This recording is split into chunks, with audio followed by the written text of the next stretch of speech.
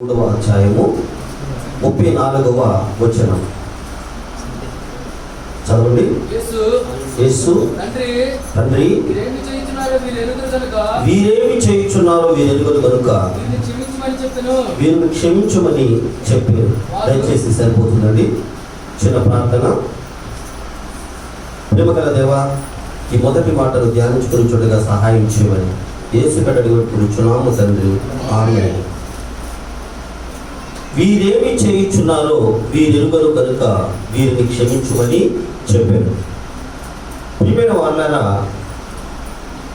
ఒక శ్రేష్టమైనటువంటి మాట ఒకటి ఉంటుందండి. మానవ సంబంధాలు కానీ ఆత్మీయ బంధాలు కానీ నిర్మించబడాలి అంటే రెండు విశిష్టమైనటువంటి విధానాలు ఉండాలి. ఏదైనా పొరపాటు చేసినప్పుడు మనం క్షమించమని అడిగే ధైర్యం ఉండాలి. రెండవది, క్షమించేటటువంటి మనసు కలిగిన వారు కూడా ఉండాలి. ఇది అన్ని రకాలైనటువంటి బంధాలకు మూల స్తంభం లాంటిది. ఉదాహరణకి భార్య భర్తలు ఉన్నారనుకోండి. భార్య ఏదైనా అన్నప్పుడు, లేకపోతే భర్త ఏదైనా అన్నప్పుడు వారు ఒకరినొకరు నాకు తప్పైంది, దయచేసి క్షమించు అని ఒకరు అడగటం. తర్వాత వెంటనే అరే ఈ మాత్రం దానికి ఎందుకులే, క్షమిస్తున్నానులే అని అనటం. ఈ రెండు కూడా చాలా పునాది లాంటి లక్షణం. ఇదే యేసుక్రీస్తు వారు మొదటి మాటగా చెప్పారు. వీళ్ళు నన్ను హింసిస్తున్నారు. ఎంత హింసిస్తున్నారు అంటే అది సాధారణమైనటువంటి హింస కాదు. ఒక రకంగా చెప్పాలంటే ఇక ప్రాణం పోతుంది, ఇక రక్తపు తీరులై పారుతున్నాయి. అంత బాధలు అనుభవిస్తూ కూడా, అంత హింసకు గురవుతూ కూడా మీరు తెలియక చేస్తున్నారు. కాబట్టి వీరిని క్షమించు ప్రభువా, వీరి మీద ఎటువంటి శిక్షకు వీరిని గురి చేయొద్దు తండ్రి. నేనేదో బాధపడుతున్నానని నువ్వు వీరి మీద అగ్ని రప్పించడం లేకపోతే ఏదైనా ఆపద రప్పించడం చేయకు. వీరిని క్షమించు అని దేవుడు తండ్రిని వేడుకున్నాడు. అది చెప్తారు గట్టిగా. మనం కూడా అదే చేస్తుంటాం. మనకు తెలియకుండానే దేవుణ్ణి బాధపరుస్తూ ఉంటాం. వాడు సిలువలో మరి బళ్ళతో కూర్చి బాధపడుతూ ఉంటే మరి మనం ఏం చేస్తామంటే మూర్ఖత్వంతో దేవుణ్ణి బాధపడుతుంటాం. మూర్ఖత్వంతో దైవ సేవకుల్ని బాధపడుతూ ఉంటాం. ఇక చెప్పాలి అంటే సరైనటువంటి ఆత్మీయ అవగాహన లేకుండా బాధపడుతూ ఉంటాం. అందుకనే దేవుడు క్షమిస్తున్నాడు మనల్ని, దైవ ప్రతినిధులైనటువంటి సేవకులు కూడా మనల్ని క్షమిస్తున్నారు. అందుకే మనం ఇలా ఉన్నాం. అది చెప్తాం గట్టిగా. కాబట్టి వీరేమి చేయుచున్నారో వీరికి తెలియదు అని దేవుడు క్షమించినట్లుగా ఇక మనం నిరంతరం అదే ఆలాపంలో ఉండకూడదు, అదే మూర్ఖత్వంలో ఉండకూడదు, అదే నిర్లక్ష్యంలో ఉండకూడదు. దేవుడు క్షమిస్తున్నాడు కదా, ఇక మనకి ఇలా ఉంటే ఇంకా దేవుడు క్షమిస్తానే ఉంటాడు అని అనుకుంటే ఆ క్షమాపణ సమయం పూర్తయిపోయిన తర్వాత మనం శిక్షకు గురవుతాం. ఆ తరువాత ఇక శిక్షను తప్పించుకోవడానికి మనకి సమయం ఉండదు. అందుకని ఈ మాట అమ్మగారు చెప్పమన్నప్పుడు నేను ఆలోచన చేస్తున్నాను. గత కొన్ని రోజుల నుంచి, నిన్నటి నుంచి నేను ఆలోచన చేస్తున్నాను, దేవుడు ఎందుకు మనల్ని క్షమిస్తున్నాడు. వీరికి తెలియదు, తెలియక చేస్తున్నారు. కొంత సమయంకి ఏమవుతుందంటే మనం తెలిసి కూడా పొరపాట్లు చేసే పరిస్థితి ఏర్పడుతుంది. దేవుడి యొక్క సహవాసం ఎంత గొప్పదో మనకు తెలుసు, కానీ విలువ ఇవ్వలేని పరిస్థితి. దేవుడి యొక్క కృప ఎంత ఉన్నతమైనదో తెలుసు, కానీ వాటిని నిరుపయోగం చేసుకుంటున్నటువంటి పరిస్థితుల్లో మనం ఉన్నాం. ఇంకా తరువాత ఇక్కడ ఉన్నటువంటి ఈ వచ్చును దాని అర్థం ఏంటంటే క్షమించేటటువంటి సమయం అయిపోయినప్పుడు మనం శిక్షకి గురవుతాం. కాబట్టి ఈ వచనంలో యేసుక్రీస్తు వారు మనల్ని క్షమిస్తూనే ఉన్నారు. అలాగే మనల్ని రక్షించినటువంటి ఆత్మలు నడిపించినటువంటి దైవ సేవకులు కూడా మనల్ని క్షమిస్తూనే ఉన్నారు. ఎందుకంటే మనకు తెలియదు అనే ఉద్దేశంతో. మరి తెలుసుకోవాలి కదా. దాని అర్థం ఏంటంటే తెలియదు కాబట్టి వీరిని క్షమించు ప్రభు అని చెప్పేసి యేసుక్రీస్తు వారు మన గురించి ప్రార్థన చేస్తారు. దాని అర్థం ఏంటంటే ఇక తెలుసుకోవాలి. మనం పరిపూర్ణ అవ్వడానికి మనం ముందుకు కొనసాగాలి. ఎన్ని సంవత్సరాల నుంచి మనం వాక్యం ఉంటున్నాం. మనం ఇంకా మనం పాలు తాగేటటువంటి పిల్లలాగా కాకుండా యవనం వచ్చినటువంటి యువకుల్లాగా మనం ఆ పరిపక్వత కలిగి మనం ప్రవర్తించినప్పుడు ఖచ్చితంగా యేసుక్రీస్తు వారు చెప్పినటువంటి ఆ మాటకు ఆయన చేసినటువంటి త్యాగానికి అర్థం ఉంటుంది. మీరు చూడండి, సర్వసాధారణంగా తల్లిదండ్రులు ఏం చేస్తారంటే చిన్నప్పుడు ఏదైనా పొరపాటు చేసినప్పుడు లేదా ఎందుకు కొడతా అని తెలియక చేశాడు వదిలేసేసి చిన్నపిల్లవాడు కదా అంటారు. తర్వాత కొద్ది రోజులైన తర్వాత మళ్ళీ అదే అంటారు. ఇంకా పెద్ద స్థాయి వచ్చిన తర్వాత కూడా అవే పొరపాటు చేస్తుంటే అదే తండ్రి ఏమంటాడు, వాడు నువ్వు వేసుకొని వెళ్ళి లైన్లోకి రాడు, ఇంకా చిన్నపిల్లవాడేనా అంటాడు. కూడా అంతే, ఆత్మీయ శిక్షణ కూడా అలాంటిది. ఈ శిలువ ధ్యానాలు ఎందుకు అంటే దేవుడు మనల్ని నిరంతరం క్షమిస్తూనే ఉన్నాడు. కలిగి చెప్తాను గట్టిగా, మన అవిధేయతను క్షమిస్తూనే ఉన్నాడు, మన యొక్క మూర్ఖత్వాన్ని క్షమిస్తూనే ఉన్నాడు, మన యొక్క నిర్లక్ష్యాన్ని క్షమిస్తూనే ఉన్నాడు. అయితే ప్రభు క్షమిస్తున్నాడు కాబట్టి, ప్రభు కృపామయుడు కాబట్టి మనం ఇలా ఉంటే సరిపోతుంది అని మనం అలాంటి ప్రవర్తనకి మనం అలవాటు పడితే తదుపరి పర్యవసానాలు చాలా ప్రమాదకరంగా ఉంటాయి. ఈ వచనం ధ్యానిస్తున్నప్పుడు దేవుడు నాకు అదే బోధించాడు. మన ఖచ్చితమైనటువంటి ఆత్మీయతలోకి మనం వెళ్ళాలి. అది సుమారు 2000 సంవత్సరాల క్రితం ప్రపంచ చరిత్రకారులందరూ కూడా, శాస్త్రవేత్తలు కూడా, మహా గొప్ప వ్యక్తులు కూడా వాళ్ళు చాలా ఆశ్చర్యచకితులయ్యారు. ఏమి ఈ వ్యక్తి, ఏమి ఈ సహనం, దీనికి చరిత్ర చాలా ఆధారాలు ఉన్నాయి. ఇంత హింసకు గురవుతున్నా కూడా వారిని క్షమించాలనే తలంపు కలిగి ఉన్నారు, కానీ శిక్షించాలని తలంపు లేదు. ఈయన మామూలు దేవుడు కాదు. అందుకనే ఒకసారి మనం పరిశీలించుకున్నామండి, ఇది శకాన్ని నిర్ణయించాల్సిన పరిస్థితి ఏర్పడింది. అంటే ఒక చరిత్ర చెప్పాలి అంటే ఆ చరిత్రకి ఒక మూల కారణం కావాలి. అప్పట్లో ప్రపంచ ఛాంపియన్స్ ఎవరంటే ఆ కాలంలో సుమారు కొన్ని వందల సంవత్సరాల ఆ చరిత్రలో అలెగ్జాండర్ ద గ్రేట్ అని ఒక వ్యక్తి ప్రపంచాన్ని ముట్టి చేతితో గడగడలాడించాడు. అండ్ జూలియస్ సీజర్ అతి చిన్న వయసులోనే ప్రపంచాన్ని గడగడలాడించి చరిత్రలో చిరస్థాయిగా నిలిచిపోయి ఆయన దండయాత్రకు వస్తుంటే రాజ్యాన్ని స్వాధీనం చేసి పారిపోయేవాడు. అదే ఇంచుమించు కాలంలో యేసుక్రీస్తు వారి యొక్క పరిస్థితి కూడా జరిగితే ఇలా ఒక లిస్టు తయారు చేశారు. ఈ కాలాన్ని విభజించడానికి శకపురుషుడు ఎవరు అంటే 190% ఈ జూలియస్ సీజర్ కానీ లేకపోతే అలెగ్జాండర్ ద గ్రేట్ కానీ వీళ్ళ రక్తాన్ని ఏరులుగా పారించి శవాల మీద నడిచి హింసను సృష్టించి వీళ్ళు రాజ్యాన్ని, సామ్రాజ్యాన్ని సృష్టించారు.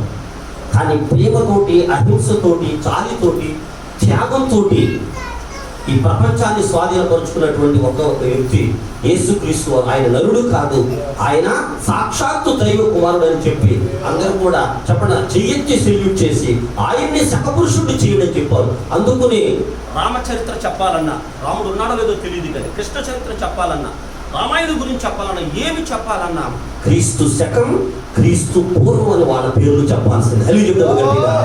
క్రీస్తు పూర్వం 3000 సంవత్సరాల క్రితం ఆయన పరిపాలించాడు. క్రీస్తు పూర్వం 1,00,000 సంవత్సరాల క్రితం క్రీస్తు పూర్వం ఎలా చెప్పగలగా ఒకే ఒక వ్యక్తిగా వచ్చినటువంటి దేవుడు మన యేసుక్రీస్తు దేవుడు. అలి చెప్తాము గట్టిగా.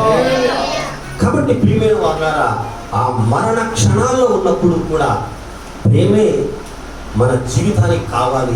ఆ ప్రేమే నేను ఇస్తున్నాను, ఆ ప్రేమను మీరు కలిగి ఉండండి, క్షమాగుణాన్ని కలిగి ఉండండి అని ఆ చావు చివరి వరకు తన సందేశాన్ని తెలియజేశారు. హలిచుడ్డము గట్టిగా. అందుకని ఆయన ప్రేమమయుడు. తను 33 సంవత్సరాల వయసులో ఆ యవన జీవితంలో ఉన్నప్పుడు బోధించారు. 32 సంవత్సరాల వయసులో కూడా బోధించారు. 37 సంవత్సరాలు బోధించారు. 33 చివరి స్థితిలో మరణాన్ని చూస్తున్నాడు. రక్తపు ఏరులై శరీరం నుంచి, శిలువ మీద నుంచి ఏరులై పారుతుంది. ఆ చివరి క్షణం వరకు నేను వచ్చినటువంటి కర్తవ్యుడు వీళ్ళని రక్షించడానికి వచ్చాను, వీళ్ళని ప్రేమించడానికి వచ్చాను, ఇది వారికి తెలియాలి కాబట్టి అని ఆ ప్రేమను కూడా మొదటి మాటలో చెప్పి వీరేమి చేయించున్నారు వీరికి తెలియదు కనుక వీరిని క్షమించలేనప్పటికీ చుట్టూ ఉన్నటువంటి సైనికులు, చుట్టూ ఉన్నటువంటి గొప్ప గొప్ప మేధావులు, ఆ సన్నివేశాన్ని చూస్తున్నటువంటి మహా ఉన్నతమైన వ్యక్తులు ఒక్క క్షణం ఆశ్చర్యమైన గురయ్యారు. అవన్నీ ఇక్కడ రాయలు కాదు. ఏంటి ఈ ప్రేమ, ఏంటి ఈ సహనం, ఏంటి ఈ జాలి? శరీరంలోకి ఆ బల్లెపు పోటులు పొడుస్తున్నా సరే ఇంకా ప్రేమించాలి అనే ఆ మనస్సు రావడం అది సామాన్య వ్యక్తికి సాధ్యం కాదు. ఈయన సాక్షాత్తు దేవుడి అని అందరూ కూడా ఏకకంఠాన్ని ఆయన స్తుతించారు. హల్లెలూయా గట్టిగా. కాబట్టి ప్రియమైన వారలారా, ఇదే క్షమాగుణాన్ని మనం కలిగి ఉంటే క్రీస్తు ప్రేమను మనం ప్రచురించిన వారం అవుతాం. ఆయన ఎందుకోసం ఈ సిలువ త్యాగం చేశారంటే ఆయనకి కావలసినటువంటి ఆత్మలు మనం ఆయన రక్షించాలి. ఆయన సైనికులుగా మనం పని చేయాలి. మన ప్రవర్తన ద్వారా, మన ఆత్మీయ ద్వారా అనేక మందిని అగ్నిలోంచి తప్పించినట్టుగా రక్షణలోకి మనం నడిపించాలి. కానీ ఇక్కడ వాస్తవికత ఏం జరుగుతుందో తెలుసా? వేరే వారిని రక్షిస్తామో లేదో తెలియదు, కానీ మన యొక్క సంకుచిత స్వభావంతో, మన పాప స్వభావంతో ఇంకా మనం దేవుని యొక్క ప్రేమను మనమే నిర్లక్ష్యం చేస్తున్నాం. కాబట్టి ఈ విషయంలో అలా జరగకుండా యేసయ్య తన త్యాగాన్ని మనం గుర్తు తెచ్చుకుని మనం ఆయన స్వరూపంలోకి, ఆయన ప్రేమలోకి మనం మారిన రోజున ఖచ్చితంగా దేవుని యొక్క మరి ఆ త్యాగానికి ఒక నిర్వచనం అనేది ఉంటుంది. కాబట్టి ఆ ఒక్క మాట మరొకసారి చదివి నేను 2 నిమిషాలు ముగిస్తున్నాను. వీరేమి చేయుచున్నారు, వీరు ఎరుగరు, వీరిని క్షమించమని చెప్పండి. కాబట్టి ఎరుగలేని పరిస్థితుల్లో ఉన్నప్పుడు సొలొమోను ఏమన్నాడంటే, ప్రభువా ఈ రాజ్యాన్ని పరిపాలించడానికి నాకు జ్ఞానం కావాలి అని అడిగాడు. కాబట్టి మనం ఎప్పుడైనా సరే నాకు అనిపించింది చదువుతున్నప్పుడు మనం ప్రార్థించేటప్పుడు మొట్టమొదటిగా మనం అడగాల్సింది ఏంటంటే, ప్రభువా నాకు నీ ఆత్మీయ జ్ఞానాన్ని నాకు కలిగి చేయని ప్రార్థించాలి. హలి చెప్తాము గట్టిగా. బైబిల్ గ్రంథంలో మీరు ఎవరినైనా సరే చూడండి, వారు ఆస్తులు కానీ అంతస్తులు కానీ అడగకుండా ముందుగా దేవునితో సహవాసాన్ని కోరారు. దావీదు కూడా అంటాడు, దేవుని యొక్క సన్నిధికి వెళ్ళాలని నా మనస్సు లోపల మురుగుతలు ఉండుచున్నది అంటారు. అంటే అందరూ కూడా దేవుని సహవాసాన్ని వాళ్ళు కోరుకున్నారు. కాబట్టి ప్రభు యొక్క విశిష్టత మనం తెలియాలంటే ప్రభుకి మనం దగ్గరగా ఉండాలి, ఆయన సహవాసానికి దగ్గరగా ఉండాలి, దైవ సేవకులకి దగ్గరగా ఉండాలి. మనం ఏం చేస్తామంటే చీటికి మాటికి చిన్న చిన్న విషయాలు ఇబ్బంది పడి దేవుని యొక్క సహవాసానికి, దైవజనులకు మనం దూరం అవుతుంది. అలా దూరం కాకూడదు. ఎట్టి పరిస్థితుల్లో దైవ సన్నిధి ఎంత విలువైనదో. ఈరోజు పరిస్థితి ఏంటంటే, నేను వేరే చోట కొన్ని క్లాసెస్ ఒప్పుకున్నాను. నేను చాలా పరిస్థితి రావడానికి, కానీ నాకు ఒకటే అర్థమైంది, అన్నింటినీ కూడా పక్కన పెట్టేసి అవన్నీ సరి చేసుకుని ఏమంటే మధ్యాహ్నం నుంచి ఆ క్లాసు పెట్టుకోండి అని చెప్పి నేను బయలుదేరి వచ్చాను. ఇక తీరా అవన్నీ దాటి ఇక్కడికి వచ్చి అలా వాకరించి పాటలు పాడుతుంటే డ్రమ్ము కొడుతూ ఉంటే ఎక్కడ లేని ఆనందం వచ్చేసి తల్లి చెప్తాము గట్టిగా. కాబట్టి ఎక్కడ ఎలాంటి స్థితిలోనైనా ఎన్ని ఒత్తిడిలో ఉన్నా మన మనస్సు కానీ మన ఆత్మీయ జీవితం కానీ సంపూర్ణమైన ఆనందం దొరికేది ప్రభు యొక్క సన్నిధే. తల్లి చెప్తాము గట్టిగా. ఇక దీనికి ఎటువంటి ప్రత్యామ్నాయం లేదు. నువ్వు 5 స్టార్ హోటల్లో పార్టీలో ఉన్నా లేదు, చుట్టూరు కూడా మంచి చిరకాల స్నేహితులు, ప్రాణ స్నేహితుల మధ్య విందుల్లో ఉన్నా సరే లేదు. ఇలాగే వచ్చి ప్రభు సన్నిధిలో దేవుని యొక్క ఆ సేవకులకి దగ్గరగా, దేవుని యొక్క విశ్వాసుల దగ్గరగా ఆ పాట పాడుకుంటూ ప్రభు సన్నిధిలో ఉంటే అది నిత్యమైనటువంటి ఆనందం, అది దేవుని యొక్క రక్షణ మార్గం. కాబట్టి ఈ క్షణం నుంచి మనం ఏంటంటే ఇక మూర్ఖత్వ స్వభావాన్ని విడిచిపెట్టాయి. వీరేమి చేయించున్నారో వీరు తెలియదు కనుక క్షమించండి అంటే ఇక ఎప్పటికీ మనం తెలుసుకోలేము కదా. ఆయనే క్షమిస్తూ ఉంటాడలే కదా, దయచేసి అనుకోవద్దు. దినములు చెడ్డవి కనుక సమయాన్ని పోనివద్దు, సద్వినియోగం చేసుకోవాలి. అజ్ఞానులు కాక జ్ఞానుల వరే మనం నడుచుకోవాలి. ఇదివరకు అజ్ఞానంగా ఉన్నాం, దేవుడు క్షమించాడు. మరి ఇప్పుడు సేవకుల ద్వారా దేవుడు బోధిస్తున్నాడు. అవన్నీ మనం తెలుసుకుని నిరంతరం కూడా మనం ప్రార్థించుకోవాలి. ఇక పరిస్థితులు చాలా ప్రమాదకరంగా ఉన్నాయి. ప్రతి ఆదివారం కానీ ప్రతి శనివారం కానీ ఎక్కడ అవకాశం ఉంటే అక్కడ ప్రభు సన్నిధిలో ఎక్కువగా పాల్గొనాలి. మనం మారాల్సిన అవసరం లేదండి. ఒక రహస్యం చెప్పంటారా, నా జీవితంలో మనం ప్రత్యేకించి మారాల్సిన పని లేదు. ప్రభు సన్నిధికి దగ్గర అవుతుంటే ఆయనే మార్చేసుకుంటారు. హల్లెలూయా గట్టిగా. హల్లెలూయా. మనం ఎక్కడో దూరం నుండి నేను మారిపోవాలంటే కుదరదు. ప్రభువుకి దగ్గరగా ఉంటే ఆయన ఆత్మీయత, సేవకుల యొక్క వాక్యము, వాళ్ళ ప్రార్థనే మనం ఏం చేస్తుంది, చిక్కుకుండా వెళ్ళిపోతాం. మనం చేయాల్సిందంటే సాధ్యమైనంత వరకు ప్రభు సహవాసాన్ని కానీ కూలికలు కానీ మనం కోల్పోకుండా, ఎంత బిజీగా ఉన్నా, ఎంత ఒత్తిడిగా ఉన్నా, ఎక్కడ అవకాశం ఉంటే అక్కడ ప్రభు సన్నిధిలో దీన మనస్సు కలిగి ఉంటే ఆయన మనకి జ్ఞానాన్ని ఇస్తాడు, విధేయత ఇస్తాడు, ఇక మనం మూర్ఖత్వం స్వభావం కానీ నిర్లక్ష్యంగా ఏమి లేకుండా క్రీస్తు యేసు యొక్క సైనికుల వల్లే చక్కని శిక్షణ కలిగిన వారిగా మనం ప్రభు యొక్క మెప్పు పొందుతాం. కాబట్టి దేవుడు మనల్ని క్షమిస్తున్నాడు. అలాగే మనం కూడా మన తోటి వారిని క్షమించాలి. చిన్న చిన్నటువంటి పగలు, ప్రతీకారాలు, లేకపోతే అసూయ, ద్వేషాలు ఇది క్రైస్తవులకి చెల్లదు. సర్వసాధారణంగా వస్తూ ఉంటాయి. అవి ప్రభు ప్రేమ వర్తన ఏం చేయడమ్మా, చీపురి గడక తుడి చేస్తాం చూడండి. ఇంట్లో చెత్త ఇప్పుడు వస్తూనే ఉంటుంది. ఎంత కాదన్నా కూరగాయలు కోసినప్పుడు వస్తూ ఉంటుంది, తర్వాత ఇంకేదైనా చేసినప్పుడు వస్తాను. అవి ఎప్పుడు వస్తుందే కదా చెత్త అని చెప్పి అలాగే ఉంచేస్తామా? ఏ రోజుకి ఆ రోజు ఏం చేస్తాం, తుడి చేస్తాం. కాబట్టి మానవ జీవితంలో ఎన్నో మనస్పర్ధలు, అపోహలు, అసూయలు, ద్వేషాలు వస్తూ ఉంటాయి. అది లోకంలో ఉన్నటువంటి ఫార్ములా. మనం ఏం చేయాలంటే మన యొక్క ఆత్మీయతతో వాటిని పూర్తిగా మనం కలిగించుకుంటాం. ఎందుకంటే యేసయ్యే మనల్ని క్షమించినప్పుడు మనల్ని ఎవరైనా బాధపెట్టినప్పుడు మనం కూడా వారిని క్షమించాలి. మనం ఎవరినైనా బాధపడితే వారిని క్షమించమని హృదయపూర్వకంగా అడగాలి. అది క్రైస్తవ బంధానికి, ఆత్మీయతకు మూల స్తంభం లాంటిది. మన వైపు నుంచి జరిగితే క్షమించండి అని హృదయపూర్వకంగా అడగాలి. ఎవరైనా తెలియక చేస్తే వారిని హృదయపూర్వకంగా మనం క్షమించాలి. ఎందుకంటే యేసయ్యని మనకి బోధించాలి. కాబట్టి ఈ విషయంలో మనం ఒకరిని ఒకరు క్షమించుకుంటూ, ప్రేమించుకుంటూ క్రీస్తు ప్రేమను ప్రచురించినప్పుడు మనం క్రీస్తు యొక్క స్వరూపంలోకి మనం మారతాం. ప్రభు యొక్క రాజ్యాన్ని మనం స్వతంత్రించుకుందాం. మరి అవకాశం ఇచ్చినటువంటి దైవ సేవకులకు, దైవజనురాలికి, అయ్యగారికి వందనాలు తెలియజేస్తూ చిన్న ప్రార్థన, తదుపరి మాటలకు మనం వెళ్ళిపోతాం. ప్రేమ గల దేవా, మీకు స్తోత్రాలు తండ్రి.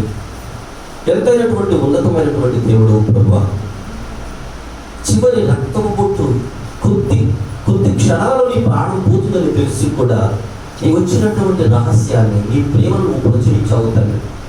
నిజమే తండ్రి. అలాంటి మొదటి మాటను మనం మాట్లాడుకున్నాము. మరి రెండవ మాట, మూడవ మాట, మరి స్థానిక సేవకురాలు మన ఆత్మీయ తల్లి గారు మరి సునీత సాల్మన్ అమ్మగారు మన మధ్యలో ఉన్నారు. వారు ఈ రెండు మాటలు చదివి ఒక 15 నుంచి 20 నిమిషాల వరకు దేవుని యొక్క వాక్యాన్ని మనకి అందిస్తారు. దయచేసి ఒక్కసారి చప్పట్లు కొడుతూ ఆహ్వానాన్ని తెలియజేస్తాము. చప్పట్లకి ఆహ్వానాన్ని తెలియజేస్తాము. హల్లెలూయా.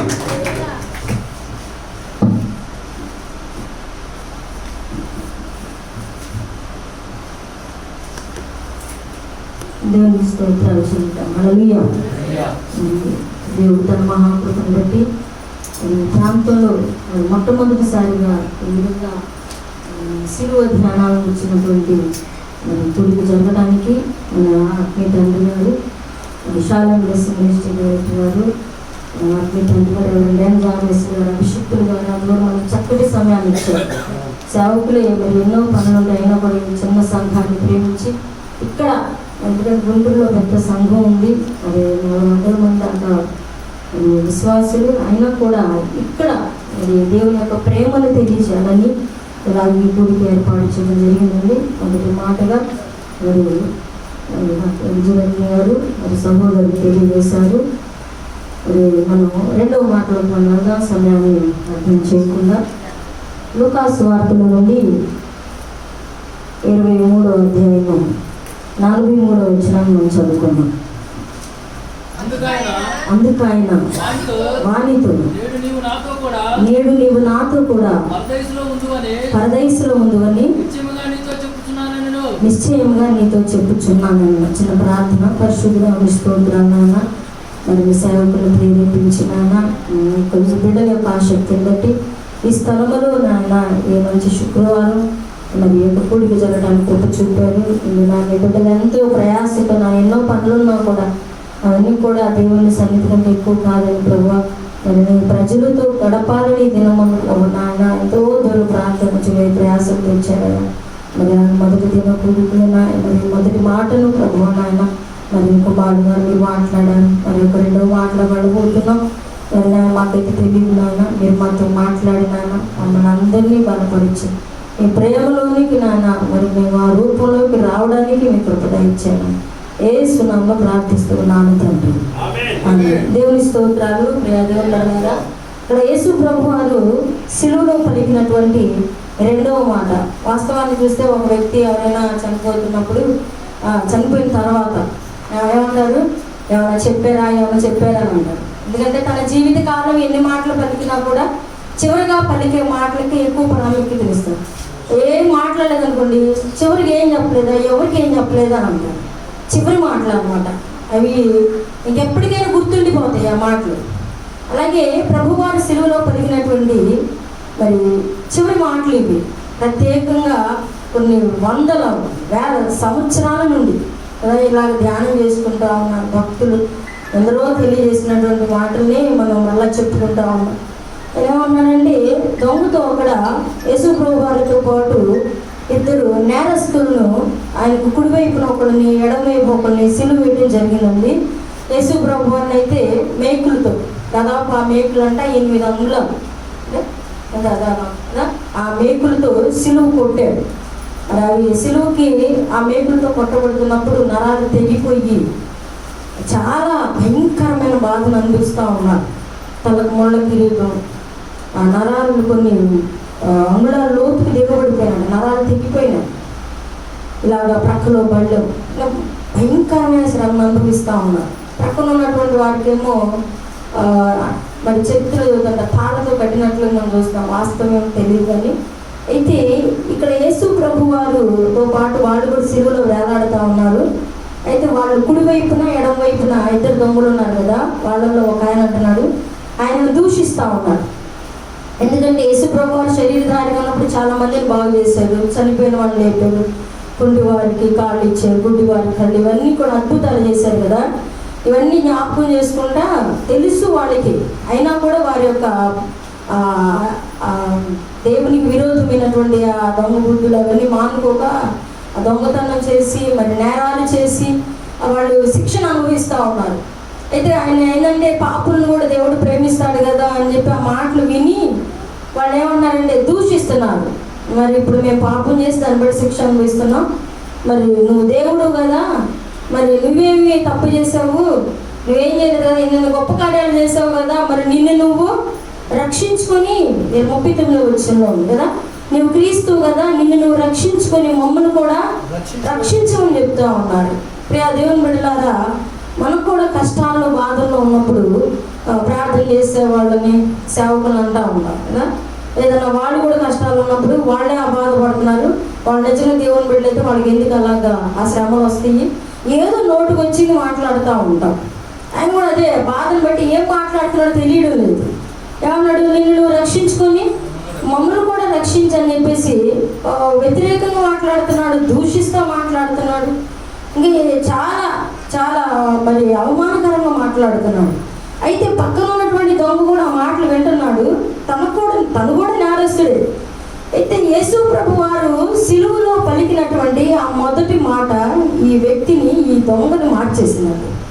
ఎందుకంటే ఎన్ని బడా తప్పులు కొడుతున్నా, మరి ఎంతగా శిక్షిస్తున్నా కూడా ఏమన్నాడు, తండ్రి వీరేం చేస్తున్నారు, వీరు ఎరుగురు కనుక వీరిని క్షమించమన్నటువంటి ఆ మాట ఈ దొంగ హృదయాన్ని మార్చేసి ఈ ప్రక్కన ఉన్న దొంగలాగా మాట్లాడట్లేదు. కానీ ఈయన ఏమన్నాడంటే, మరి రెండో వాడిని గద్దించి, నువ్వు కూడా అదే శిక్షా విధిలో ఉన్నావు కదా, దేవునికి భయపడవా అన్నాడు. ఇప్పుడు దాకా ఇష్టం వచ్చినట్టు నువ్వు చేసావు, నేను ఇద్దరు నేరాలు చేసావు, శిక్షను అనుభవిస్తున్నాను.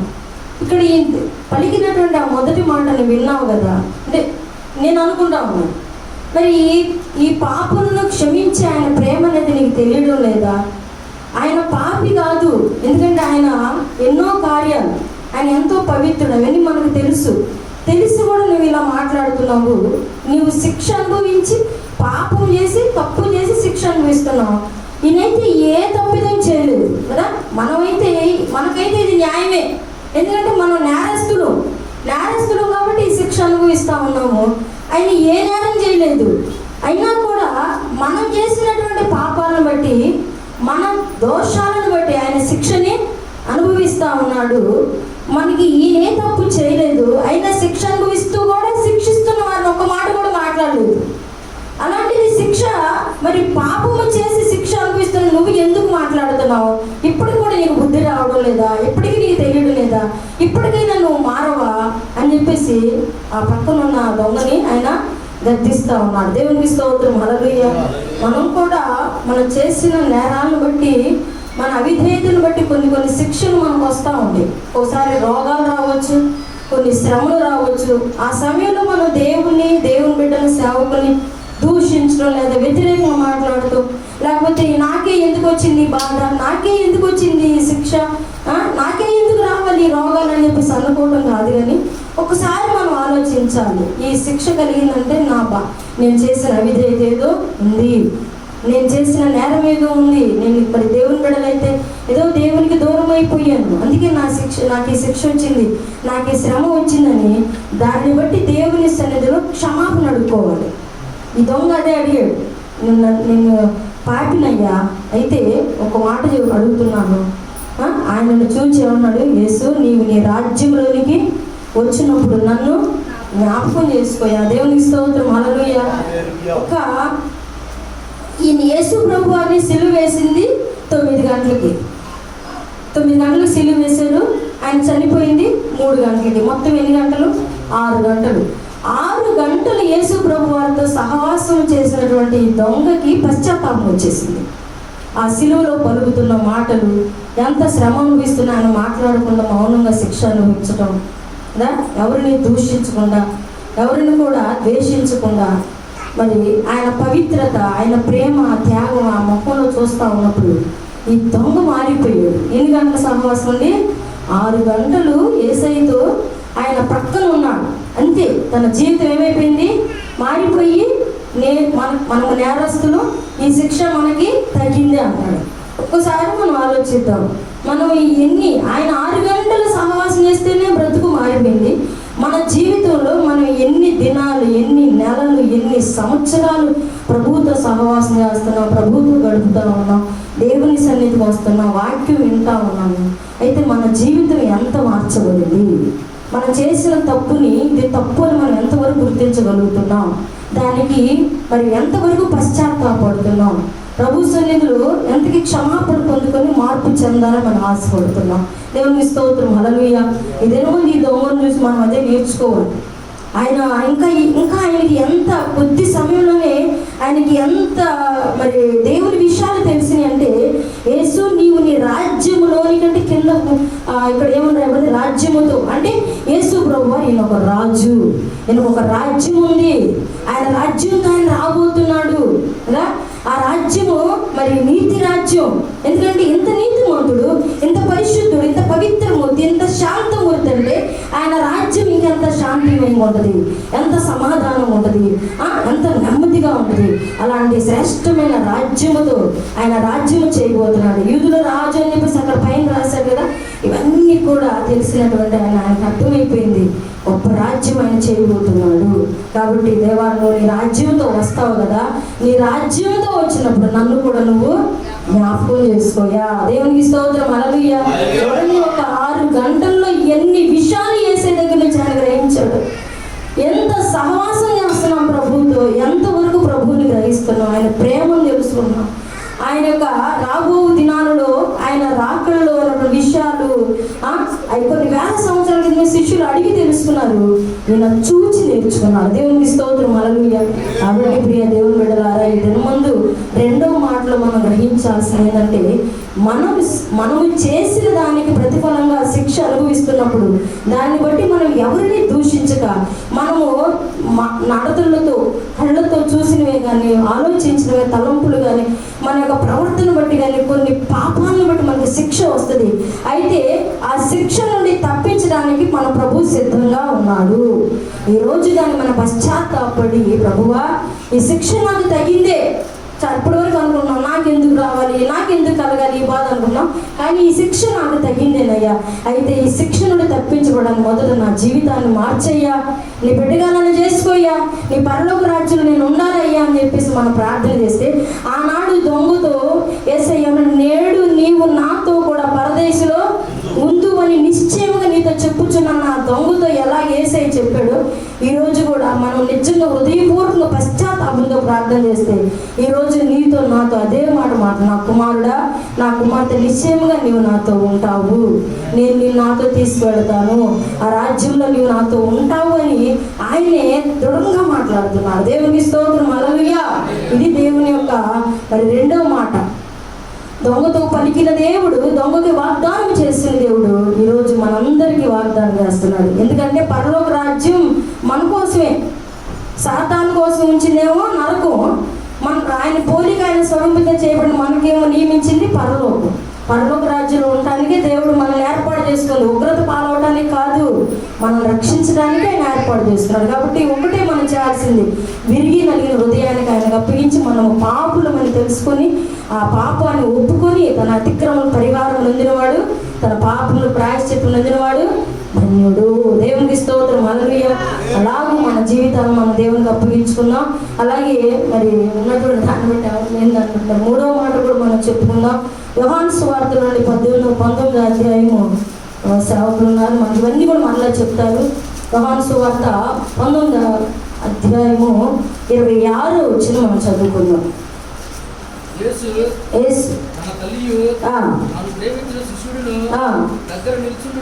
దగ్గర నిలుచుండు చూచి, అమ్మా ఇదిగో నీ కుమారుడు అని తన తల్లితో చెప్పెను.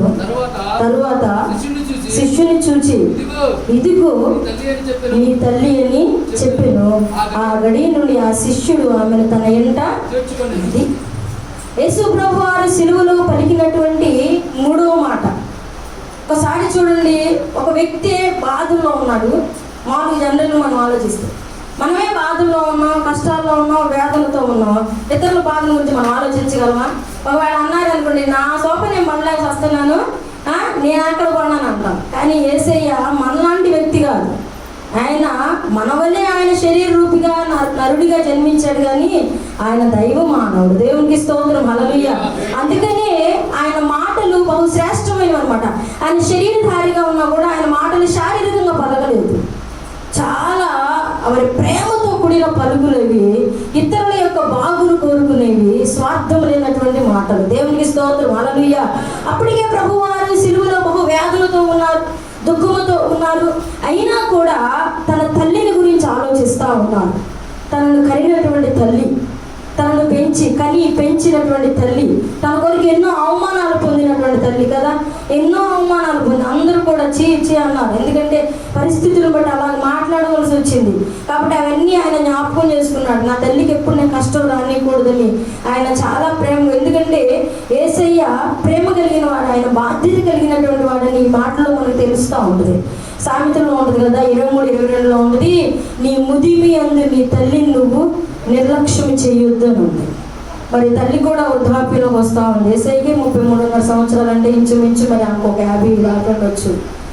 ఏడుస్తూ ఉంది. ఆమె ఎందుకు ఏడుస్తుందంటే మరి గబ్రియేలు దూత చెప్పింది, దయాప్రాప్తురాల నీకు శుభమంది. ఎలిజబెత్ ఏం చెప్తుందంటే, స్త్రీలలో నీవు ఆశీర్వదించబడిన దానవు, మరి నీ కుమారుడు సర్వోన్నతుని యొక్క కుమారుడు, నీకు పుట్టబో కుమారుడు సర్వోన్నతుని కుమారుడు అనబడతాడు. చాలా వాగ్దానాలు ఉన్నాయి.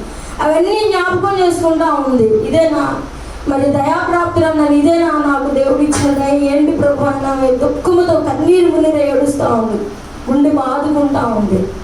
అసలు ఒక తల్లి తన కుమారుడు అలాగ సిలువ వేస్తా ఉన్నప్పుడు వీపంతా చాలు వల్ల దున్నబడి, మరి సేవకులు చెప్తా ఉంటే విన్నాను, ఆ కొరడాలతో కొడుతుంటే ములుకులు ఉంటాయంట, ఒక ముళ్ళులాగా ఇలా కొట్టినప్పుడు ఆ ముళ్ళుకి దాదాపు 100 గ్రాముల మాంసం చీల్చుకొని వచ్చేస్తాయి. అలా వీపంతా చాలుగా దున్నబడింది, ముళ్ళ కిరీటం పెట్టారు, మరి మేకులు కొట్టబడింది, ఎండ దప్పికవుతూ ఉంది, మంచినీళ్ళు కూడా లేవు. మనకైతే ఇప్పుడు ఎవరు ఏర్పాటు చేయలేదని దేవుని చేతిలో సంవత్సరం చేస్తారేమో, జ్యూసులు ఇస్తారు శుక్రవారం. యేసయ్యకి మంచినీళ్ళు అడిగితే అన్నాడు చేదు చెరుకునిచ్చాడు. ఏమి అలాంటి ధైర్యమైన పరిస్థితులు ఉన్నప్పుడు ఒక తల్లి గుండె ఎంత వేదనతో ఉంటుందని ఏడుస్తూ ఉంది. ఇంక నన్ను మరి అప్పుడప్పుడైనా ప్రభు వారిని సేవలో ఉన్నా కూడా, ఇప్పుడు మన భారతదేశపు ఈ సన్యాసులు అంటారు, లేకపోతే ఇక సన్యాసం కూర్చున్నారు కదా, వాళ్ళు తల్లిని భార్యని ఎవరిని పట్టించుకోరు, వెళ్ళిపోతారు వదిలేసి, కుటుంబాలు వదిలేసి. అయితే క్రైస్తవులు సేవకులు కానీ, క్రైస్తవులు దేవుని బిడ్డలు కానీ కుటుంబాలను పట్టించుకోకుండా ప్రార్థన అంటే ఎవరు వెళ్ళరండి. వాళ్ళు కుటుంబాలను చూసుకుంటారు, తల్లిదండ్రులు చూసుకుంటారు, భార్య బిడ్డలు చూసుకుంటారు. వారు చేయవలసిన పనిని, వారు చేయవలసిన నిర్వర్తించిన కర్తవ్యాన్ని వాళ్ళు నిర్వర్తిస్తారు. దేవునికి స్తోత్రం, హల్లెలూయా. అది ఎక్కడి నుంచి వచ్చిందంటే యేసయ్యలో నుండి వచ్చింది. అంత వేదంలో కూడా యేసు ప్రభు వారు తల్లిని గురించి మాట్లాడుతూ ఉన్నాడు. తిమోతి రాసిన పత్రికలో ఉంది, మొదటి తిమోతి పత్రిక 5:8 ఉంటుంది. మీ తర్వాత చదువుకోండి. ఊరికి చెప్తా ఉన్నాను. 5వ అధ్యాయం 8వ వచనంలో ఉన్నది, ఎవడైనా స్వకీయులను విశేషంగా తన ఇంటి వారిని సంరక్షణగా పోయిన ఎడల వాడు విశ్వాస త్యాగము చేసిన వాడే అవిశ్వాసి కన్నా చెడ్డవాడై ఉండాలి. కుటుంబాన్ని పట్టించుకోవాలి. యేసయ్య కుటుంబాన్ని, తండ్రిని, తల్లిని అలా పట్టించుకున్నాడు కాబట్టి ఆ బాధను చూశాడు. తల్లి ఏడుస్తూ ఉంది. సుమియోన్ అన్నాడు ఒక మాట, నీ కడుపులో నీ ఖడ్గము దూసుకొని పో. ఆ మాట గుర్తొచ్చింది. ఇదే ఏమో ఖడ్గము, ఇదే ఖడ్గం చూసుకొని పోవడం. అమ్మాయి భయంకరంగా ఏడుస్తుంది. ఆ బాధను చూసినటువంటి యేసయ్య నిజంగా అంత బాధలో కూడా, అంత వేదనలో కూడా, అంత దుఃఖంలో కూడా అమ్మా ఇదిగో ఏమన్నాడు, ఇదిగో నీ కుమారుడు. ఒకవేళ నేను వెళ్ళిపోతున్నా కూడా నిన్ను సంరక్షించడానికి, నిన్ను చూసుకోవడానికి నా బదులుగా నా అంత ప్రేమ. ఎందుకంటే యేసు ప్రభు వారి యొక్క కుడి రొమ్మునే ఆనుకొని ఉంటాడు. యోహాను గారు 13వ అధ్యాయం 23వ వచనం యోహాను సువార్త. ఆయన రొమ్మును ఆనుకొని ఉండే శిష్యుడు. ఆయన రొమ్మును ఆనుకొని ఉంటాడు కాబట్టి ఆ గుండె కొట్టుకోడు. గుండెలో లోతులో ఉన్న ఆ ఆలోచనలు ఏంటో, ఆ హృదయం చెప్పాలంటే హృదయానుసారుడు అన్నమాట. ఒక మాట చెప్పొచ్చు. ఆ ఏంటి ఆలోచనలన్నీ ఎరిగినవాడు. యేసయ్యకి ఎంత ప్రేమో తల్లి అంటే ఎరిగినవాడు కనుక మిగతా శిష్యులు కాదు. కానీ అసలు చివరిగా చెప్పాలంటే అందరూ కూడా చెదిరిపోయినప్పుడు యోహాను గారు మాత్రమే శిలువ దగ్గర ఉన్నారు. అందుకే ఆయనకే తల్లిని అప్పగించాడు. దేవునికి స్తోత్రం, హల్లెలూయా. మనం బాధ్యత కలిగి ఉండాలి. కుటుంబం ఎడల బాధ్యత కలిగి ఉండాలి. తల్లిదండ్రుల ఎడల మరి అలాగే శిష్యుడి విషయంలో కూడా ఎంతో ప్రేమించేవాడు కదా. మరి నా శిష్యుడు కూడా మరి ఇలాంటి పరిస్థితిలో ఉన్నాడు కదా అని చెప్పేసి నా తల్లిని ఇంత ప్రేమగా చూస్తున్నాడు ఈ శిష్యుడిని. ఆ తల్లినేమో తన శిష్యునికి అప్పగించాడు, శిష్యునికేమో తల్లిని అప్పగించాడు. ఇక్కడ ఈ బంధం అనేది తెగిపోకుండా తన బాధ్యతను సక్రమంగా నిర్వర్తించాడు. దేవునికి స్తోత్రం, హల్లెలూయా. అలాగే దేవుని బిడ్డలమైనటువంటి మనము కూడా మన కుటుంబ బాధ్యతను, మరి ముఖ్యంగా మన తల్లిదండ్రులను, మన తోబుట్టువులను, మన కుటుంబాన్ని, బిడ్డలను సక్రమంగా మనం ఆ బాధ్యత నెరవేర్చాలి. చివరిగా ఒకే ఒక మాట చెప్తానండి. మనం సంఘం అంటాం కదా. సంఘం అంటే ఏంటి? స్త్రీ కదా. స్త్రీ అంటే సంఘము, తల్లి సంఘం అంటారు. అలాగే కేవలము యేసయ్య ఆ తల్లిని అలా పట్టించుకోవడం కేవలం మన భౌతికమైన తల్లిని, తండ్రిని, బిడ్డలనే కాదు, కానీ మన ఆత్మీయ తల్లిదండ్రులను కూడా మనం పట్టించుకోవాల్సిన వారమై ఉన్నాం. వారి బాధ్యతను కూడా మనం వహించాలి. అదేంటి, వాళ్ళు మా కుటుంబమే కష్టం, వాళ్ళని ఎలా చూడగలం అంటే వాళ్ళు చూడాలి. వాళ్ళు బాగోగులు, వాళ్ళు ఏం చేస్తున్నారు, వాళ్ళు ఏ బాధ కలిగి ఉన్నారు, వాళ్ళు ఏ ఆలోచన కలిగినాడు షేర్ చేసుకోవాలి. సంఘం విషయంలో కానీ, సేవ విషయంలో, పరిచర్య విషయంలో కానీ ఆ బాధ్యతను ఏం చేయాలి? మనం తల్లి తండ్రుల, ఆత్మీయ తల్లిదండ్రుల బాధ్యతను కూడా మనం వహించాలి. అలాగే సంఘ బాధ్యతను కూడా భరించాలి. సంఘం ఏదైనా శ్రద్ధ కలిగి ఉన్నారు. సంఘం ఏమైతే మందిరం ఏమైతే నాకేంటి అని చెప్పేసి వస్తాను పోతాను, ఆ సమయానికి ఏదో నాకు ఉన్నది ఇస్తాను అన్నట్టు కాదు. కానీ ఏం జరుగుతుంది, ఏం కొదువుగా ఉంది, ఏది కొరతగా ఉంది, ఏం చెయ్యాలి నేను, ఈ బాధ్యతను మనం ఎప్పుడైతే వహిస్తామో నిజమైన యేసు ప్రభు వారి శిష్యులు అవుతాం. అది ఆయన రాజ్యంలో మనం ఉండటానికి అన్ని కేవలం బాప్తిసం తీసుకుంటే సరిపోదు. కొన్ని బాధ్యతలు, కొన్ని కర్తవ్యాలు మనం నిర్వర్తించాలి. కుటుంబంలో నిర్వర్తించాలి, సంఘంలో నిర్వర్తించాలి కదా. అన్ని విషయాల్లో మన వంతు పని మనం చేయాలండి. ఇది యేసు ప్రభు వారు పలికినటువంటి ఈ మాట. ఇంకా చాలా విషయాలంటే సేవకులు చెప్తారు. కొద్ది మాటలు మనం ధ్యానం చేసుకుంటున్నాం. మొదటిగా మొదటి మాటలు మరి సహోదరులు తెలియజేశారు. రెండవ మాటగా మరి కేవలం భౌతికమైన విషయాలు కూడా, కేవలం సిలువలో నుంచి నన్ను రక్షించాలని చెప్పేసి ఆ మొదటి దొంగలా కాకుండా ఆయన సిలువలో చనిపోయినా పర్వాలేదు, కానీ నా ఆత్మ పరలోక రాజ్యంలో ఉండాలి. నేను ఎలాగూ చనిపోతాను, నీ శరీరం నిష్ప్రయోజనమైనది, నా ఆత్మ పరలోక రాజ్యంలో ఉండాలి. యేసయ్యని ఎలాగ అడిగాడో నీ రాజ్యంతో వచ్చి నన్ను జ్ఞాపకం చేసుకోవాలని చాలా విషయాలు గ్రహించాడు. అలాగే మనం ఆత్మ సంబంధమైన వాటి కొరకు మనం అపేక్ష కలిగి ఉండాలి. రక్షణ లేని వారి రక్షణ పొందుకోవాలి, రక్షించబడిన వారి పరిపూర్ణత కలిగి ఉండాలి. అలాగే మూడవ మాటగా మరి ఎలాగా యేసయ్య తల్లిని మరి తన శిష్యుడికి అప్పగించాడు, శిష్యుడిని కూడా తల్లిని మరి ఇచ్చి తల్లి బాధ్యతను చూసుకుని ఎలాగ చెప్పాడు.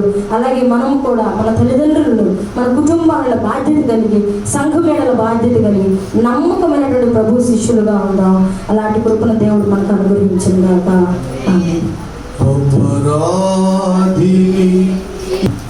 కలిగి చెప్తాము గట్టిగా. మొదటి మాట చెప్పండి. మీరేమి చేయుచున్నారో ఎరుగరు గనుక క్షమాపణ. రెండవ మాట, నీవు నాతో కూడా పరదైస్లో ఉంది. ఎందుకంటే కొన్ని సంవత్సరాల క్రితం నాసా అని అమెరికా పరిశోధన సంస్థ అండి. నాసా అంటే చదువుకున్న వాళ్ళకి తెలుసు, national aeronautics and space administration అని మన ప్రపంచంలోనే అది అంతరిక్ష పరిశోధన చేస్తుంది. ఆ నాసా సంస్థ హబిల్ అని ఒక టెలిస్కోప్ని యూజ్ చేస్తుందండి, పవర్ఫుల్ టెలిస్కోప్. అది ఇంచుమించుగా స్కూల్ బస్ అంత ఉంటుంది. అది స్పేస్లో ఎక్కడ వాటినైనా సరే కనుగొంటుంది. ఆ పరిశోధన, ఆ అంతరిక్షాన్ని మనం ఎవరో చూడలేము, దాన్ని చాలా వేల కిలోమీటర్ల వరకు పరిశోధన చేస్తూ ఉంటారు వాళ్ళు, అమెరికన్ సంస్థ. అలా పరిశోధన చేస్తుంటే సుదీర తీర ప్రాంతాల్లో దట్టదగా మెరుస్తున్నటువంటి ఒక మహాపట్టణం కనిపించింది. సుదీర తీర ప్రాంతం, దాన్ని చేరుకోవడానికి ప్రయత్నించారు కానీ అది వాళ్ళు చేరుకోలేకపోగా ఆ దృశ్యం కూడా కొద్దిసేపు కనిపించి కనుమరిగిపోయింది. ఆ చిత్రాన్ని వాళ్ళు చాలా రహస్యంగా ఉంచి కొన్ని సందర్భాలు బయట పెట్టారు, చాలా వరకు తెలియదు. వారు దానికి పెట్టినటువంటి పేరు ఏంటంటే అది ఖచ్చితంగా పరదేశం అయి ఉండొచ్చు అని. అవి చెప్తాము గట్టిగా. ఎందుకంటే దేవుడు మన అజ్ఞానాన్ని తొలగించడానికి కొన్ని చూపిస్తూ ఉంటారు. ఆ చిత్రాలను కూడా కొంతమంది సేకరించారు. చాలా సుదీర ప్రాంతంలో ఆ పరలోక రాజ్యం మెరుస్తున్నట్టు. తర్వాత కనుక్కోవడానికి చూస్తే మనది కనిపించలేదు. హబ్బులైన టెలిస్కోప్కి అది కనిపించింది. ప్రియమైన వారులారా, దేవుని యొక్క సన్నిధి, యేసుక్రీస్తు మన దేవుడు, పరలోక రాజ్యం ఉంది అనే విషయంలో ఏమాత్రం సందేహం పడకూడదు. అందుకని యేసుక్రీస్తు రెండో మాట చెప్పారు. మూడో మాట ఏమిటంటే మన తల్లిదండ్రుల్ని గౌరవించాలి అని. దేవునికి స్తోత్రం. మరి చక్కగా వివరణతో కూడినటువంటి మరి చక్కని ఆధ్యాత్మిక సందేశం అందించినటువంటి అమ్మగారి వందనాలు తెలియజేస్తూ, మరి 4వ మాట, మరి 5వ మాట, మన మధ్యలో ఉన్నటువంటి సహోదరి మంజిల్ ప్రసాద్ గారు మన మధ్యలో ఉన్నారు. వారు రావడానికి ముందు మరి దయచేసి ఒక్కరు మన మధ్య ఉన్నటువంటి బెంజమిన్ చిన్న ప్రార్థన చేస్తారు. దయచేసి రావాల్సిందని కోరుతున్నారు. వారు సిద్ధపాటు కలిగి ఉన్నట్లయితే తదుపరి మాటలు మరి దేవుడు మనకి బోధించినట్లుగా, ఆత్మీయ మర్మాలను తెలియజేయనట్లుగా మరి 4వ మాట, మొదటి మాట తెలియపరచాల్సిందిగా మంజిల్ ప్రసాద్ గారిని ఆహ్వానం తెలియజేస్తూ ఒకసారి చప్పట్లు కొడుతూ ఆహ్వానాన్ని తెలియజేద్దాం. దేవుడు ఒకసారి స్తోత్రం తెలియజేద్దాం. హల్లెలూయా, హల్లెలూయా.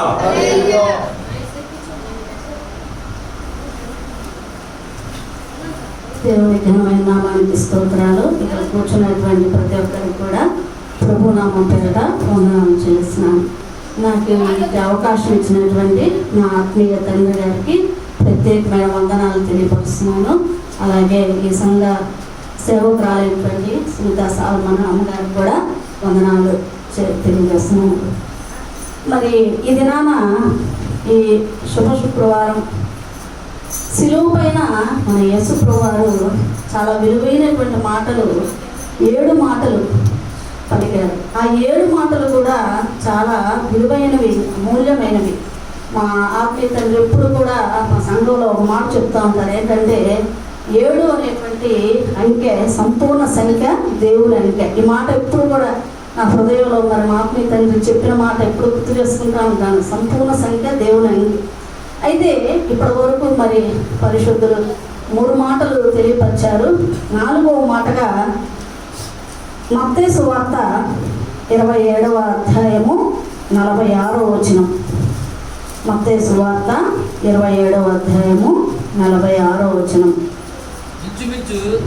నా దేవా, నా దేవా, నన్నెందుకు చెయ్యి విడిచితివి?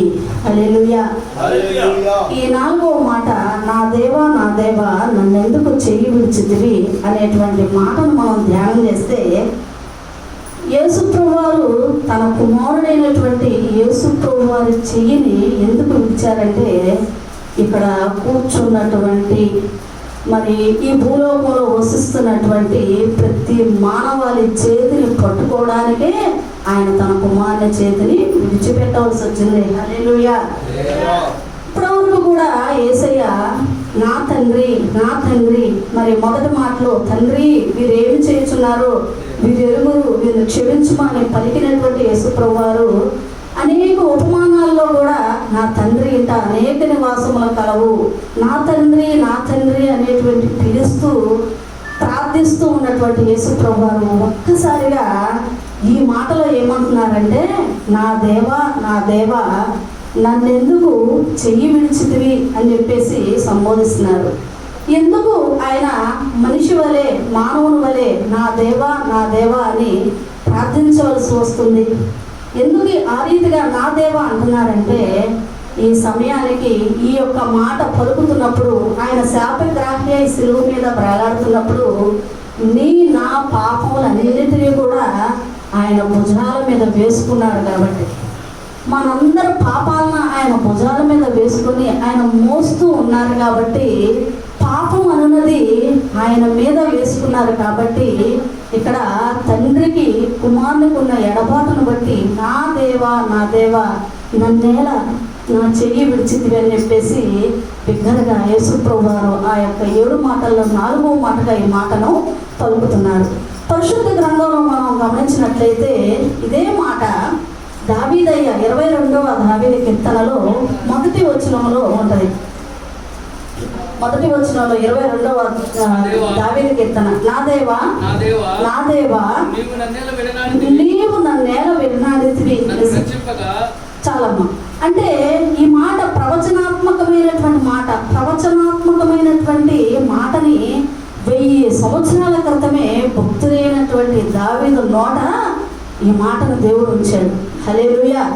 అంటే యేసుప్రభు వారు జన్మించడానికి ముందు లోకరక్షకుడు పుడతాడని యోబు గ్రంథంలో కూడా రాయబడిందండి. ఏమని రాయబడిందంటే, పాప సహితునిలోంచి పాపరహితుడు పుడతాడని.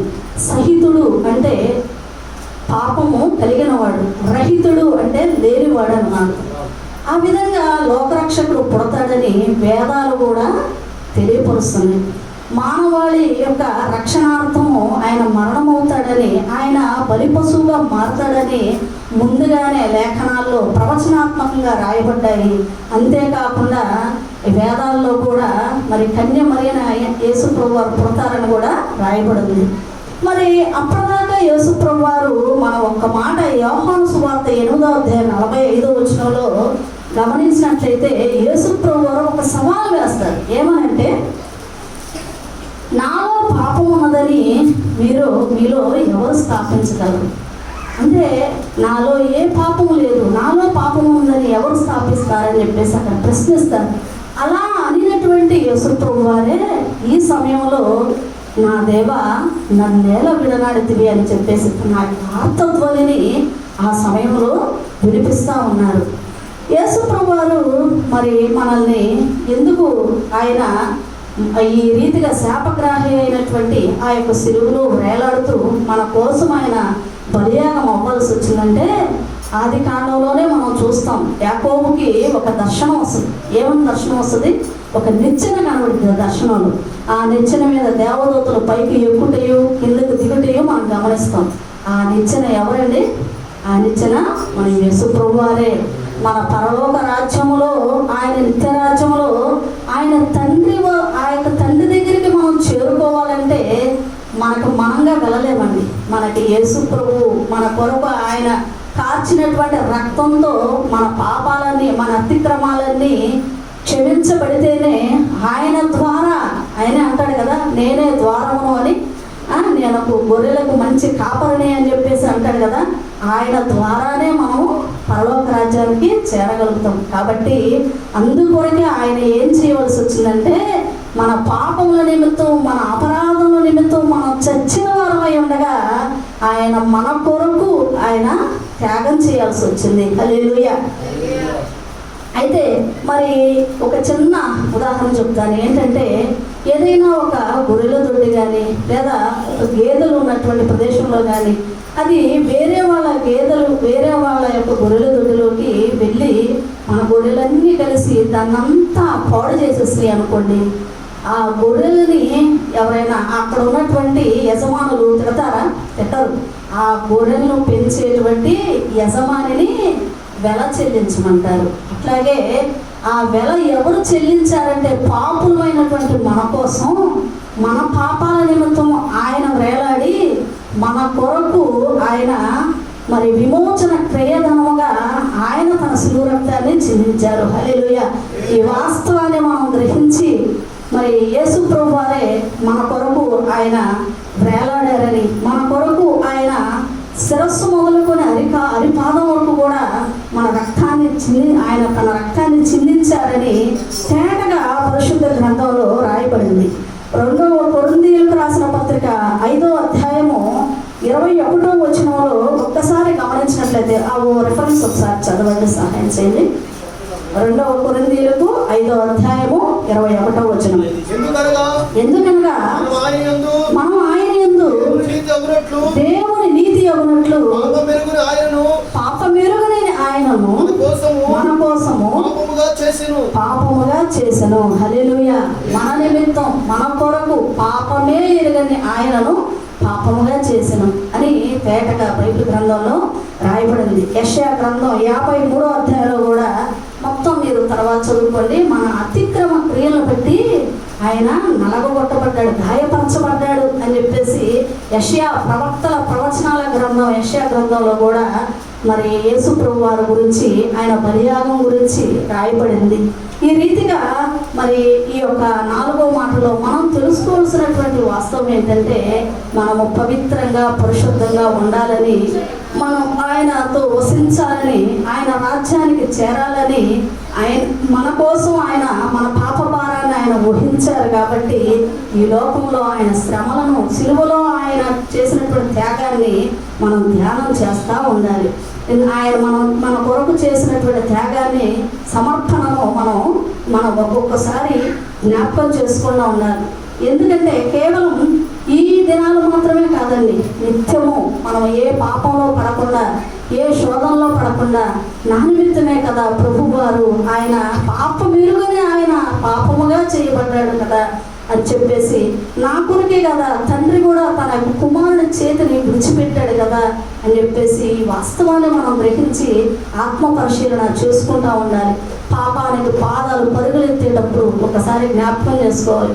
భక్తుడైన దావీదయ్యే మరి 51వ కీర్తనలో అంటాడు కదా, పరిశుద్ధాత్మ తన యొద్ద నుండి తొలగిపోయినప్పుడు హృదయంలో గుచ్చుకొని, అయ్యా నీ పరిశుద్ధాత్మను నా యొద్ద నుండి తీసివేయొద్దయ్యా అని బ్రతిమలాడతాడు ఆ కీర్తనలో. ఎందుకంటే పరిశుద్ధాత్ముడు హృదయంలో లేకపోతే, మరి దేవుని ఆత్మ తన దగ్గర లేకపోతే, ఆ ఆత్మలో ఆనందం అనేది తనలో లేకపోతే ఎలాంటి బాధ అనుభవిస్తారో భక్తుడైన దావీదుకి ఆ దినాల్లో తెలుసుకున్నాడు. కాబట్టి పాపం చేశాడు, తన స్థితి ఏమవుతుందో తనకు తెలియట్లేదు. ప్రవక్త హెచ్చరించబడే వరకు కూడా ఆ సమయంలో ఆ మాట దేవుని యొక్క ఎడబాటును తట్టుకోలేక, నీ పరిశుద్ధాత్మ నా ఎదురుని తీసివేయద్దు ప్రభువా అంటున్నాడు. ఇక్కడ యేసు ప్రభువారు కూడా తండ్రి చెయ్యి విడిస్తే, నా చెయ్యి ఎందుకు విడిచింది ప్రభువా అని చెప్పేసి, ఏలి ఏలి లమ్మా సబక్తాని అని చెప్పేసి అక్కడ యేసు ప్రభువారు ఈ మాటను పలుకుతా ఉన్నారు.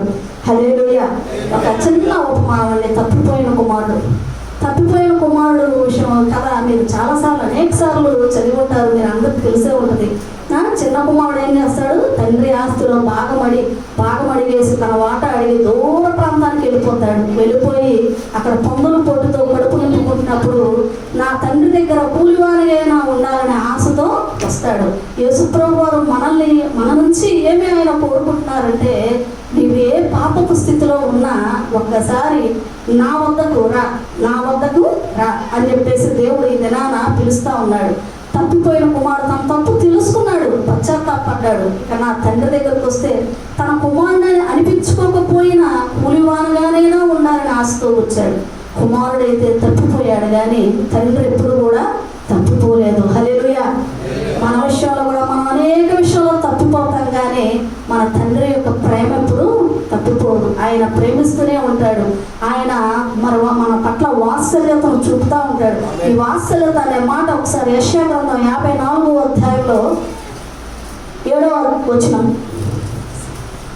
యెషయా గ్రంథం 54వ అధ్యాయము, నిమిషం మాత్రము నేను నిన్ను విసర్జించితిని, గొప్ప వాత్సల్యముతో నిన్ను సమకూర్చెదను. హల్లెలూయా. ఆయన కోపము నిమిషం మాత్రం ఉంటది, కానీ ఆయన గొప్ప వాత్సల్యం అంటే ప్రేమ. ఆ ప్రేమతో ఆయన మనల్ని సమకూరుస్తాడు. ఈ యొక్క 7 మాటల్లో గమనిస్తే, మొదటి మాట తండ్రి మీరేమి చేస్తున్నారు మీరు ఎరుగురు అన్న ప్రభువు ఈ 4వ మాటలో నా దేవా అని ప్రార్థిస్తూ ఉన్నాడు. చివరికి ఇది ఎంత ప్రార్థన నా ఆత్మ నీకు అప్పగిస్తున్నాను అని చెప్పేసి తండ్రి అని సంబోధిస్తూ ఉంటాడన్నమాట. ఈ రీతిగా యేసు ప్రభు వారు 4వ మాటగా మాట్లాడిన ఈ మాట, ఆయన తన కుమారుడు, సొంత కుమారుడు చెయ్యి ఎందుకు విడిచాడంటే మనందరి చేతులు పట్టుకొని ఆయన రాజ్యంలోనికి చేర్చుకోవడానికి. దేవుడు ఈ మాటను మరి మనందరి హృదయాల్లో స్థిరపరచునుగాక. హల్లెలూయా. తర్వాత 5వ మాటగా నేను దప్పికొనుచున్నాను. 5వ మాట, నేను దప్పికొనుచున్నాను. యోహాను సువార్త 19వ అధ్యాయము 28వ వచనం, నేను దప్పికొనుచున్నాను. మరి ఈ లోకంలో చూస్తే ఒక్కొక్క మనిషికి ఒక్కొక్క దాహం ఉంటుందండి. కొందరిలో ధనదాహం ఉంటుంది, కొందరిలో పదవీ దాహం ఉంటుంది, కొందరిలో ఆస్తుల దాహం ఉంటుంది, కొందరిలో అక్రమం చేసేటువంటి దాహం ఉంటుంది. కానీ మన యేసయ్యకున్న దాహం ఏంటో తెలుసా అండి? ఆత్మల దాహం. హల్లెలూయా. ఆయన మరి దప్పికొనుచున్నాను, నేను దప్పికొనుచున్నాను. ఆ మొండు టెండలో నిజంగా ఆ 3 గంటల వరకు ఆయన బ్రేలాడేటప్పుడు ఆయనకి ఎంత దాహం వేస్తుందో, ఆయన శరీరంలో ఉన్నటువంటి ప్రతి ఒక్క అణువు, రక్తపు పొట్టంతా కూడా ఆ గెస్సిమన తోటలైతే చెమట రక్తం నీరుగా మారినట్టుగా మనం చూస్తుంటాం. అట్లాగే ఆయనలో ఉన్నటువంటి ఆ రక్తమంతా కారుస్తున్నారు. ఆయన దప్పికొనుచున్నాడని చెప్పేసి ఆ మాట పలుకుచున్నప్పుడు నిజంగా బైబిల్ గ్రంథంలో ఆయన యేసు ప్రభు వారు 2 సార్లు నాకు దాహం అవుతుందని, నాకు దాహం ఇవ్వమని అడిగారు. అది ఎక్కడెక్కడంటే సమరయ స్త్రీతో యోహాను సువార్త 4వ అధ్యాయంలో 7వ వచనంలో నాకు దాహమునకు ఇమ్మని అని చెప్పేసి సమరయ స్త్రీని అడుగుతారన్నమాట. ఇది తర్వాత 2వసారి ఎక్కడ మాట్లాడారంటే సిలువ మీద నేను దప్పికొనుచున్నాను అని చెప్పేసి మాట్లాడారు. సేమ్ ఇదే ఈ యొక్క 5వ మాట కూడా భక్తుడైనటువంటి దావీదు 1000 సంవత్సరాల క్రితమే 69వ కీర్తనలో ఈ మాటను ప్రవచనాత్మకమైన అభిషేకంతో ఈ మాట భక్తుడైన దావీదు పలుకుతాడండి. 69వ దావీదు కీర్తన 21వ వచనాన్ని గమనిస్తే ఒకసారి, వారు చేదును నాకు ఆహారముగా పెట్టిరి, నాకు దప్పిక అయినప్పుడు చిరకను త్రాగనిచ్చిరి. హల్లెలూయా. చూడండి, మరి ఈ చిరక, ఆ చేదైనటువంటి చిరక అంటే ఏంటంటే అది ఒక మత్తు పానీయము. దీన్ని యేసు ప్రభు వారికి ఈ అపవిత్రమైనటువంటి మత్తు పానీయాన్ని ఆయన దాహమునకు మరి అడిగినప్పుడు ఆయన నోటికి అందించడం, అక్కడ ఉన్నటువంటి సైనికుల నోటికి అందించడం మనం గమనిస్తాం. అయితే యేసు ప్రభు వారు ఆది కాండం నుండి మనం గమనించినట్లయితే ఆయన ఎంతమందికి దాహం తీర్చారండి. మరి అన్యురాలైనటువంటి ఐగుప్తురాలైనటువంటి హాగరు ఆది కాండంలో 21వ అధ్యాయం 17వ వచనంలో చూస్తే తన కుమారుడు నీళ్లు లేక తల్లడిల్లిపోతూ ఏడుస్తూ ఉన్నప్పుడు యెహోవా దేవుడు అక్కడ దేవుడు ఆ చిన్నవాని మొరను వినెను. అప్పుడు దేవుని దూత ఆకాశము నుండి హాగరును పిలిచి, హాగరు నీకేమి వచ్చినది, భయపడకుము, చిన్నవాడున్న చోట దేవుడు వాడి స్వరమును విని ఉన్నాడు. హల్లెలూయా. చాలండి. ఆ సమయంలో ఆ పసిబాలుకి దేవుడు త్రాగటానికి నీళ్ళు ఇచ్చాడు. అంత మాత్రమే కాదండి, సంఖ్యాకాండం 20వ అధ్యాయము 11వ వచనంలో కూడా చూస్తే ఆ దినాల్లో ఇశ్రాయేలు ప్రజలు అక్కడ వారికి నీళ్లు లేక మరి వాళ్ళు అంత దూరం ప్రయాణంలో సాగిపోతున్నప్పుడు నీళ్లు లేక ఆ మోషేకు చెప్పినప్పుడు అప్పుడు మోషే తన చెయ్యి ఎత్తి 2 మార్లు ఆ కర్రతో ఆ బండను కొట్టగా నీళ్లు సమృద్ధిగా ప్రవహించను. హల్లెలూయా. చూడండి, ఇశ్రాయేలు ప్రజలకి అక్కడ దేవుడు మరి వాళ్ళకి దాహం తీర్చారు. హాగరు తన కుమారుడు మరి ఆ ఇంటి మీద దూరం వెళ్ళి ఏం చేయాలో ఏడుస్తూ ఉంటే అక్కడ దేవుడు తన దాహం తీర్చాడు. సమరయ స్త్రీ మధ్యాహ్నం వేళ ఆ బావి దగ్గరకు వచ్చి నీళ్లు చేదుకోవడానికి వచ్చినప్పుడు యేసు ప్రభు వారే ఆమెని దాహములకు ఇమ్మని అడిగారు. ఎందుకు అడిగారంటే ఆ యొక్క ఆత్మను రక్షించడం కోసం. ఆయనకి ఏ దాహం ఉందంటే ఆత్మల దాహం ఉంది. ఆత్మలు సంపాదించాలన్న దాహం ఆయన కలిగి ఉన్నారు కాబట్టి ఆయన సిలువు మీద కూడా, ఆ సిలువు వేసినప్పుడు కూడా మనం రెండో మాట విన్నాం, నేడు నీవు నాతో కూడా పరదేశంలో రక్షణ వాక్యాన్ని ఆయన మరి శరీరధారిగా వసించేటప్పుడు మరి కొన్ని ఆత్మలను రక్షించడం, బాగు చేయడం, స్వస్థత కార్యాలు, అద్భుత కార్యాలు, ఉపమానాల ద్వారా హెచ్చరించడం అన్నీ చేశారు. ఆఖరికి సిలువు మీద కూడా ఒక దొంగని ఆయన రక్షించారు. ఆయన దాహం ఏంటంటే ఆత్మల పంట పోయాలి, ఆత్మల దాహం ఆయన కలిగి ఉన్నారు. కాబట్టి ఈ సమరయ స్త్రీని ఆయన మరి ఆ సమయంలో ఆ ప్రాంతానికి వచ్చినప్పుడు ఆమెను దర్శించి ఆమెను దాహమునికి ఇమ్మని అడిగి, నేనిచ్చే నీళ్లు తాగిన వాళ్ళు ఎప్పుడు కూడా తప్పికొనడు అని చెప్పేసి ఆయన జీవజలాల గురించి ఆమెకు చెప్పినప్పుడు ఆ ఒక్క స్త్రీ ఆ ఊరిలోనికి వెళ్ళి అక్కడ ఉన్నటువంటి వాళ్ళందరినీ యేసు ప్రభువారు పాదాల వద్దకు నడిపించగలిగింది. హల్లెలూయా. యేసు ప్రభువారే ఒక లోకరక్షకుడు అని ఆ యొక్క ఊరి జనాంగానికి ఆ దినాన తెలియపరిచింది. ఈ రీతిగా యేసు ప్రభువారు అంటారు కదా, తప్పిపోయిన వాళ్ళారా నా యొద్దకు రండి, ప్రయాసపడి భారం మోసే జల్లారా నా యొద్దకు రండి అని చెప్పేసి ఆయన పిలుస్తూ ఉన్నాడు. ఆయన పిలుపుకు లోబడి ఆయన దగ్గరికి ఎప్పుడైతే వస్తామో, మరి మొదటి మాటగా చెప్పినటువంటి మరి ఆ అయ్యగారు చెప్పినట్లుగా ఏమని చెప్పారు, ఆయన సన్నిధికి ఎప్పుడైతే మనం వస్తామో, ఆయన సన్నిధిలో ఎప్పుడైతే మనం ఉంటామో మనకు తెలియకుండానే ఆయనే మనల్ని మార్చేస్తాడు. మనం మారాలి అనుకుంటే మారం, కానీ ఆయన సన్నిధికి వస్తే మనం మారిపోతాం. ఇక్కడ కూడా మరి యేసు ప్రభువారి వద్దకు ఆ యొక్క సమరయ స్త్రీ వచ్చింది, పాత కొండను అక్కడ వదిలిపెట్టేసిందండి, పాత స్థితి తనను వదిలిపెట్టేసిందండి, ఊరిలోకి వెళ్ళిపోయింది, సువార్త ప్రకటించింది, వారందరినీ యేసయ్య పాదాల వద్దకు నడిపించింది, ఆయనే లోకరక్షకుడని ప్రకటించింది. అలాంటి జీవజలముల దాత అయినటువంటి యేసు ప్రభువారిని మనము కలిగి ఆయన మరి దాహాన్ని మనం తీరుస్తున్నామా? ఆయన ఏ దాహాన్ని కలిగి ఉన్నారో అటువంటి దాహాన్ని మనం కలిగి ఉంటున్నాము. ఈ దినాన మనం ఆత్మ పరిశీలన చేసుకున్నాం. చివరగా మరి ప్రకటన గ్రంథం 21వ అధ్యాయము 6వ వచనం గమనించినట్లయితే ఒక ఆ చివరి రెఫరెన్స్ ఒక్కడే చదవండి, ముగిస్తాను. మరియు ఆయన నాతో ఇట్లా నేను సమాప్తమైనది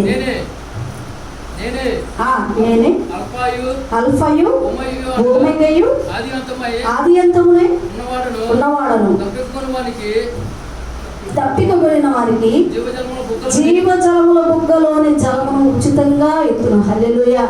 ఆయన వద్దకు వచ్చే వారికి సమరయ స్త్రీ వచ్చిందండి, జీవజలాలను పొందుకుంది. ఆయన వద్దకు వస్తే పరలోక రాజ్యంలో ఎలాంటిది ఇస్తారంట?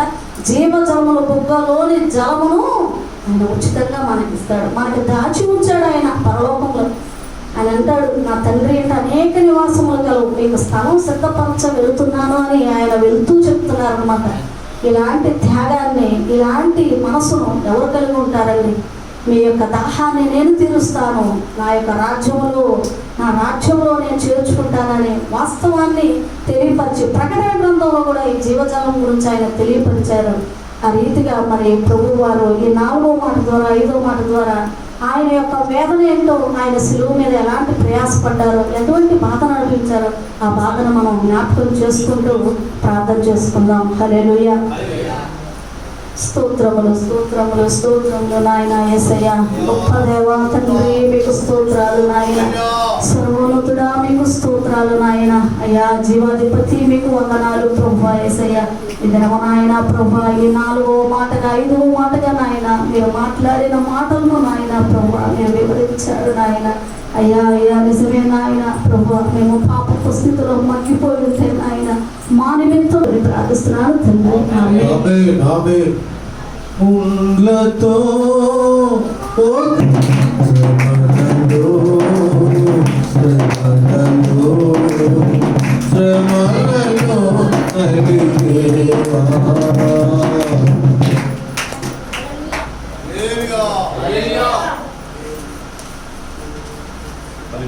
హల్లెలూయా చెప్తాం.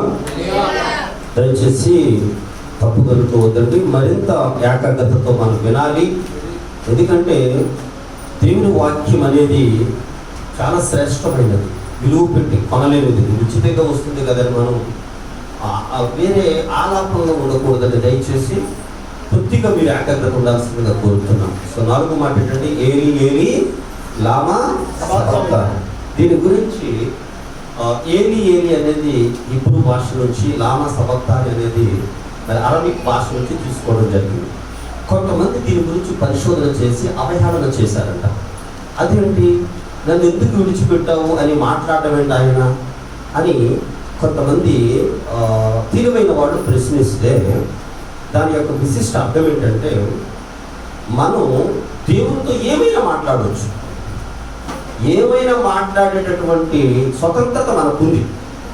అందుకని ఆయన అన్నాడు, ఏలి ఏలి లామా సమర్థాన్ని, దేవా దేవా నువ్వు ఎందుకు చెయ్యి విడిచిపెట్టేది. దీనికి ఒక జ్ఞాని సరైన సమాధానం చెప్పాడు. చిన్నపిల్లవాడు నడిచేటప్పుడు నడవగలడానికి తండ్రి ఏం చేస్తాడంటే కొద్ది నిమిషాలు చెయ్యాలి వదులుతాడు. ఎందుకో తెలుసా? నడవడానికి. తర్వాత మళ్ళీ వెంటనే చెయ్యి పట్టుకుంటాడు. హలి చెప్తాము గట్టిగా. అప్పుడు ఆ చిన్నపిల్లవాడు అంటాడు, నన్ను ఎందుకు చెయ్యి విడిచేది, ఎందుకంటే నువ్వు పరిపూర్ణం అవ్వటానికి. కాబట్టి యేసుక్రీస్తు వారు తమ యొక్క ఆ కృప, లేకపోతే ఆయన వచ్చినటువంటి కార్యక్రమం పూర్తవ్వాలి అంటే కొద్ది క్షణాలు ఆయన విడవబడాలి అంతే. అలాగే మనం విశ్వాస జీవితంలో పరిపూర్ణం కావడానికి అప్పుడప్పుడు దేవుడు కొద్దిగా ఎడబాటు చేస్తాం, మళ్ళీ వెంటనే పట్టుకుంటాం. అయినా మనం అడగవచ్చు ప్రభుని. ఆ మాటకి అర్థం ఏంటంటే తండ్రికి కొడుకి ఉన్న అనుబంధం. కలిగి చెప్తాం గట్టిగా. స్వతంత్రంగా అడగవచ్చు, తండ్రి నువ్వు నన్ను ఎందుకు విడిచిపెట్టావు అని అడగవచ్చు. అప్పుడు ఆయన చెప్తాడు, కన్నా నువ్వు పరిపూర్ణుడు కావడానికి నువ్వు ఎడబార్చాలి. అలాగే యోగుని రెండంతలు ఆశీర్వదించడానికి ఎడబార్చాలి కొన్ని పరిస్థితులు బట్టి. కాబట్టి ఎప్పుడు కూడా మనం ఎడబాటు చేయడు దేవుడు. కానీ మనం పరిపూర్ణం అవ్వటానికి అలాంటి ఎడబాటు నుండి మనం స్వతంత్రంగా అడగవచ్చు. తండ్రికి కొడుక్కి మధ్య ఉన్నటువంటి సంభాషణ ఆ స్వతంత్రానికి సంబంధించింది అనగానే ఆ గొప్ప మేధావి వెంటనే నోరు మూసుకున్నాడు. తండ్రికి కొడుకున్న అనుబంధంతో కూడిన మాట అన్నమాట. కాబట్టి మరి సిస్టర్ చక్కగా వివరించారు. అదేవిధంగా మరి ఆత్మీయ దాహం అనేది ప్రభుత్వం. మనం ఆత్మీయంగా బలపడాలి, అనేక మందిని బలపరచాలి. దేవునికి స్తోత్రం తెలియచేద్దాం. మరి 6వ మాట, మరి షాలేం బ్లెస్సింగ్ మినిస్ట్రీస్లో మరి వేరు వేరు ప్రాంతాలలో మరి యవ్వన వయస్సులోనే పరిచర్య చేస్తూ మరి అనేక ఆత్మలను కూడా మరి మన ఆత్మీయ తండ్రి గారు జాన్వేశ్వరి గారి యొక్క సహకారంతో మరి ముందు చక్కని పరిచర్య చేస్తున్నటువంటి తమ్ముడు మరి బెంజమిన్ ఈ మధ్యలో మన మధ్య ఉన్నట్టు మనకి ఆశీర్వదించారు. గట్టిగా చప్పట్లు కూడా ఆహ్వానాన్ని తెలియజేద్దాం. మరి వారు మనకి 6వ మాటను మనకి తెలియపరుస్తారు.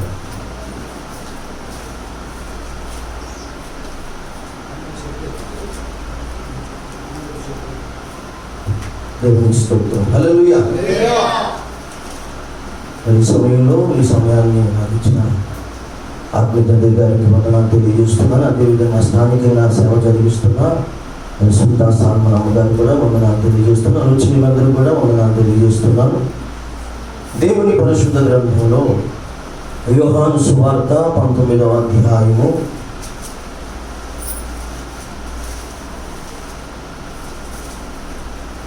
30వ వచనాన్ని మనం ధ్యానం చేసుకుందాం. 6వ మాటగా, యేసు ఆ చెరకును పుచ్చుకొని సమాప్తమైనదని చెప్పి, దేవునికి స్తోత్రం కలుగును గాక. హల్లెలూయా.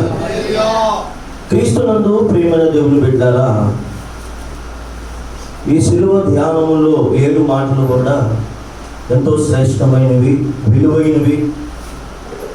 దేవుడు తన గ్రంథంలో వీటిని పొందుపరిచాడు. ప్రభువారు శిలువకు అప్పగింపబడుతున్న ఆ సమయంలో, ఆ శిలువకు ఎక్కిన తర్వాత యేసు ప్రభువారు శిలువకు ముందు, శిలువకు ఎక్కిన తర్వాత పలికిన ఈ మాటలో చాలా చాలా చాలా ఆత్మ సంబంధమైన అర్థాలు ఉన్నాయి.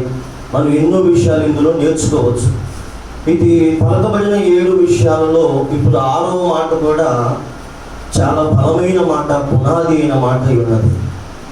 సమాప్తమైనది అని అంటే సమాప్తము అవ్వడం అనే విషయాలు ఎన్నో ఉన్నాయి బైబిల్ గ్రంథంలో. ఎన్నో సమాప్తము అవ్వవలసి ఉన్నాయి. అయితే సమాప్తము జరగవలసిన కార్యక్రమాలలో అతి శ్రేష్టమైన కార్యక్రమం ఏంటంటే, అసలు విశ్వానికి సంబంధించినది, భూగ్రహం మీద ఉన్న మానవ జాతికి సంబంధించినది యజ్ఞము అన్నమాట. దేవునికి స్తోత్రం చెల్లిద్దాం. హల్లెలూయా. యజ్ఞము అనేది సమాప్తం కావాలి అనేది దేవుని ఏర్పాటు. యజ్ఞము ఎందుకు సమాప్తి అవ్వాలి అంటే, యజ్ఞము సమాప్తి అవ్వకపోతే, యాగ పశువు బలి కాకపోతే మానవ జాతికి విమోచన లేదు. విమోచన లేదు అనే విషయాన్ని ఎన్నో వేల సంవత్సరాల క్రితమే ఋషులు గ్రహించారు. వాళ్ళు వేదాలలో రచించారు. మానవుడు పాపం నుండి విడిపించబడాలంటే, వెలుగును మనిషి చూడాలంటే, ఆ సత్య వెలుగులో మనిషి నడవాలి అంటే ఒక మహాపురుషుడు, దైవ కుమారుడు, దేవుడే మానవుడిగా జన్మించి ప్రాణం పెట్టాలి అనేది వేదాల్లో దేవుడు బయలుపరిచి వేద ఋషుల ద్వారా రచింపజేశాడు. దేవునికి స్తోత్రం కలుగునుగా. హల్లెలూయా. ఆ కార్యక్రమాన్ని చూడడానికి అందరూ ఎదురు చూశారు. వారి ప్రాణాలు కూడా పోయాయి, వారందరూ గతించిపోయారు. కానీ ప్రియ దేవుని బిడ్డారా, అది ఏ సమయంలో జరగాలనేది దేవుని ఏర్పాటు, దేవుని చిత్తం కనుక కాలము సంపూర్ణమైనప్పుడు తన ప్రియ కుమారుణ్ణి దేవుడు భూమి మీదకి పంపించాడు. హల్లెలూయా. కాలం సంపూర్ణమైంది. ఎందుకంటే యజ్ఞము సమాప్తి అవ్వడానికి సంపూర్ణమైంది. ఇప్పుడు యజ్ఞం జరగడానికి దేవుడు అన్ని కార్యక్రమాలు మొదలు పెడుతున్నాడు. అసలు ఈ కార్యం ఎక్కడ ఆరంభమైందని మనం ఆలోచించి చూస్తే ఆది కాండములోనే ఈ కార్యక్రమం ఆరంభమైంది. ఎక్కడ ఆరంభమైంది? ఎప్పుడు ఆదాము అవ్వలు పాపం చేశారు, ఆజ్ఞను అతిక్రమించారు, ఇంకా అప్పటి నుండి ఇంకా ఈ మహా యాగ పశువు దైవ కుమారుడు భూమి మీదకి రావాలి అనే ప్రణాళిక అక్కడే ఆరంభమైంది అనమాట. దేవునికి స్తోత్రం కలుగునుగాక. ఆదామవ్వలు ఏం పోగొట్టుకున్నారు? తప్పు చేసి అందరు చెప్పండి. మహిమ ప్రభావాలు పోగొట్టుకున్నారు. పోగొట్టుకున్న తర్వాత వారు ఎలాగయ్యారమ్మా? దిగంబరులుగా అయిపోయారు, సిగ్గు ఎరిగిన వారిగా అయ్యారు. వెంటనే దేవుడు ఏం చేశాడు? చొక్కాయిలను చేయించి వారికి తొలగించాడు. చొక్కాయిలు ఎక్కడి నుండి వచ్చాయి?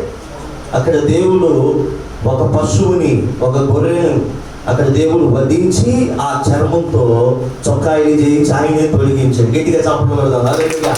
అక్కడ ఓపెన్ అయింది ఆ కార్యం. ఇంకా అలాగున ఆయన దైవ కుమారుడే భూమి మీదకి రావాలి. ఆయన చిందించే రక్తం వలన, ఆయన పెట్టిన ఆ రక్తం వలనే ఇక మానవ జాతికి నిజమైన ఒక విమోచన కార్యం జరగాలనేది దేవుని ఏర్పాటు. మనం చూస్తే ఇక్కడ ఏమనున్నది? మూల వాక్యంలో 30వ వచనంలో సమాప్తమై ఉన్నదని చెప్పి కదా. లూకాసు వార్త ఒకసారి మనం చూస్తే 22వ అధ్యాయము, లూకాసు వార్త 22వ అధ్యాయం 3వ వచనం చూడండి. అక్కడ ఏమని మాట్లాడుతున్నాడో చూడండి. ఆయన అక్రమకారులలో ఒకటిగా ఎంచబడినని వ్రాయబడిన మాట నా యందు నెరవేరవలసి ఉన్నది. ఎలయనగా నన్ను కూర్చిన సంగతి సమాప్తమవుతున్నదని మీతో చెప్పుచున్నాను. దేవునికి స్తోత్రం కలుగునుగా. హల్లెలూయా. యేసు ప్రభువారి గురించి చెప్పిన సంగతి ఒకటి ఉంది, అది సమాప్తమవుతున్నది అని అన్నాడు ఇక్కడ. కానీ మనం మూలవాక్యంలో ఏం చదువుకున్నాం? సమాప్తమైనది అని చదువుకున్నాం. సమాప్తం అవుతున్నది అన్న ఆ కార్యక్రమాన్ని నెరవేర్చడానికి యేసు ప్రభువారు ఎంత చిత్రహింసలు భూమి మీద అనుభవించాడో మనందరికీ తెలుసు. ఎందుకు ఆ సమాప్తమైన కార్యక్రమం ఏమని చెప్పాను?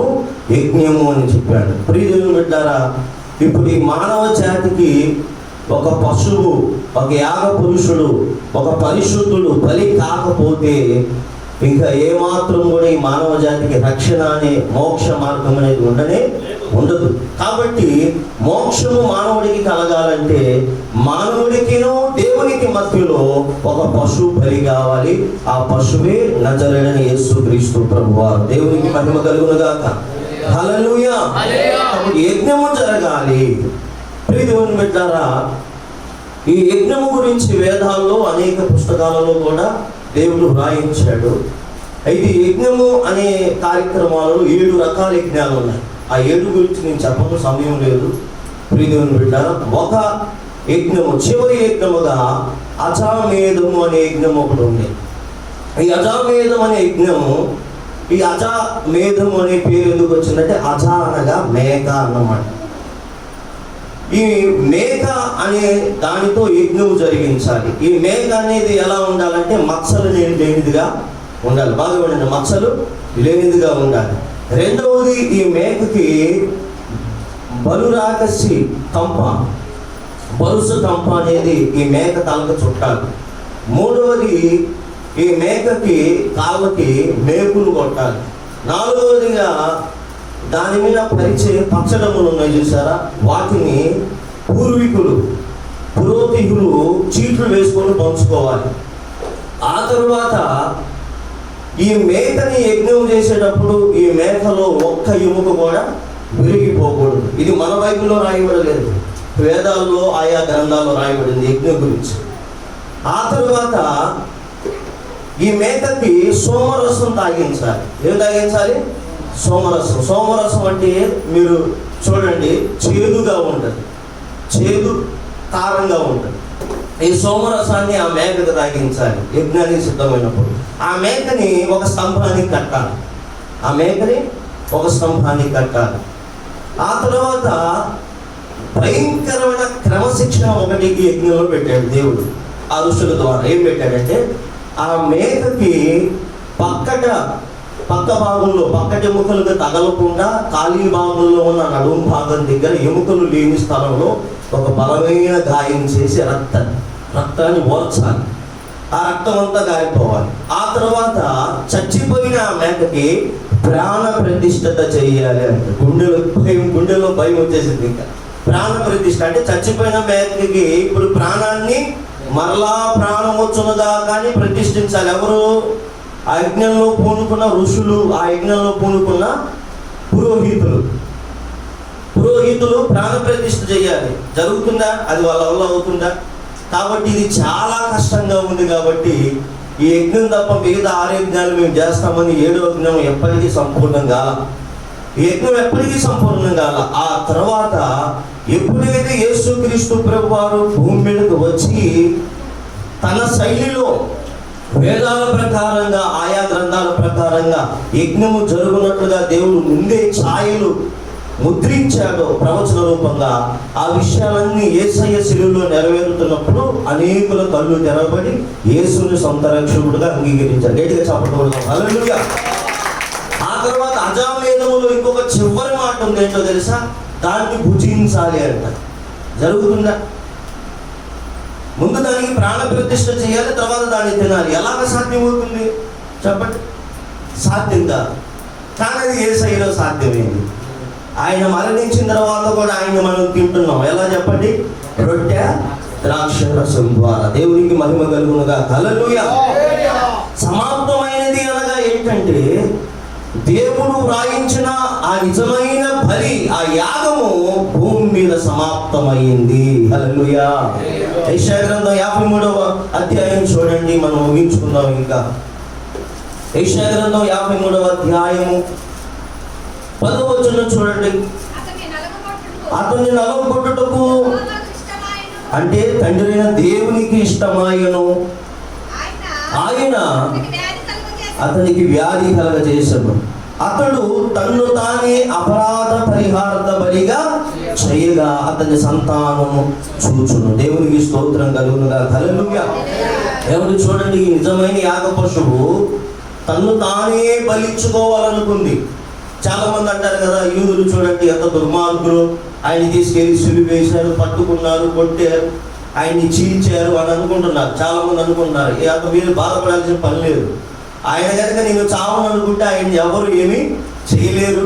అది ఎవరి వల్ల సాధ్యం కాదు. దేవుడే తను తాను అప్పగించుకున్నాడు కాబట్టి యూదులు పట్టుకోగలిగారు. లేదా యూదులు ఏమి దేవదూతలు కాదు, వాళ్ళు మనలాంటి మనుషులే. ఆయన అనుకున్నాడు అన్నమాట, మీ చేతులు ఇನ್ನು బలి కావాలి, ఇదిగో నన్ను పట్టుకోండి. హల్లెలూయా.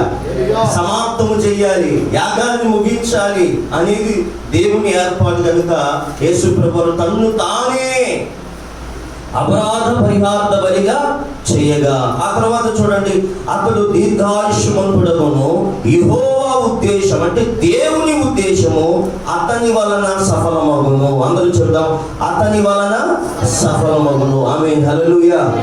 దేని వలన? ఇప్పుడు యేసుక్రీస్తు యజ్ఞము ద్వారా దేవుని ఉద్దేశము సఫలమవుతుంది. గట్టిగా చెప్పగలుగుతాం.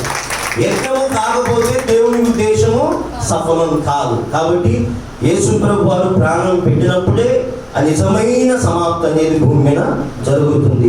అదే అధ్యాయంలో 6వ వచనం చూడండి, యజ్ఞం ఎందుకు జరగవలసి వచ్చిందో విషయాన్ని చెబుతున్నాడు. మనమందరము గొర్రెల వలె మనలో ప్రతివాడును తనకిష్టమైన త్రోవకు తొలిగెను. ఇదిగోండి, దేవుడు తండ్రైన దేవుడు చదవమ్మా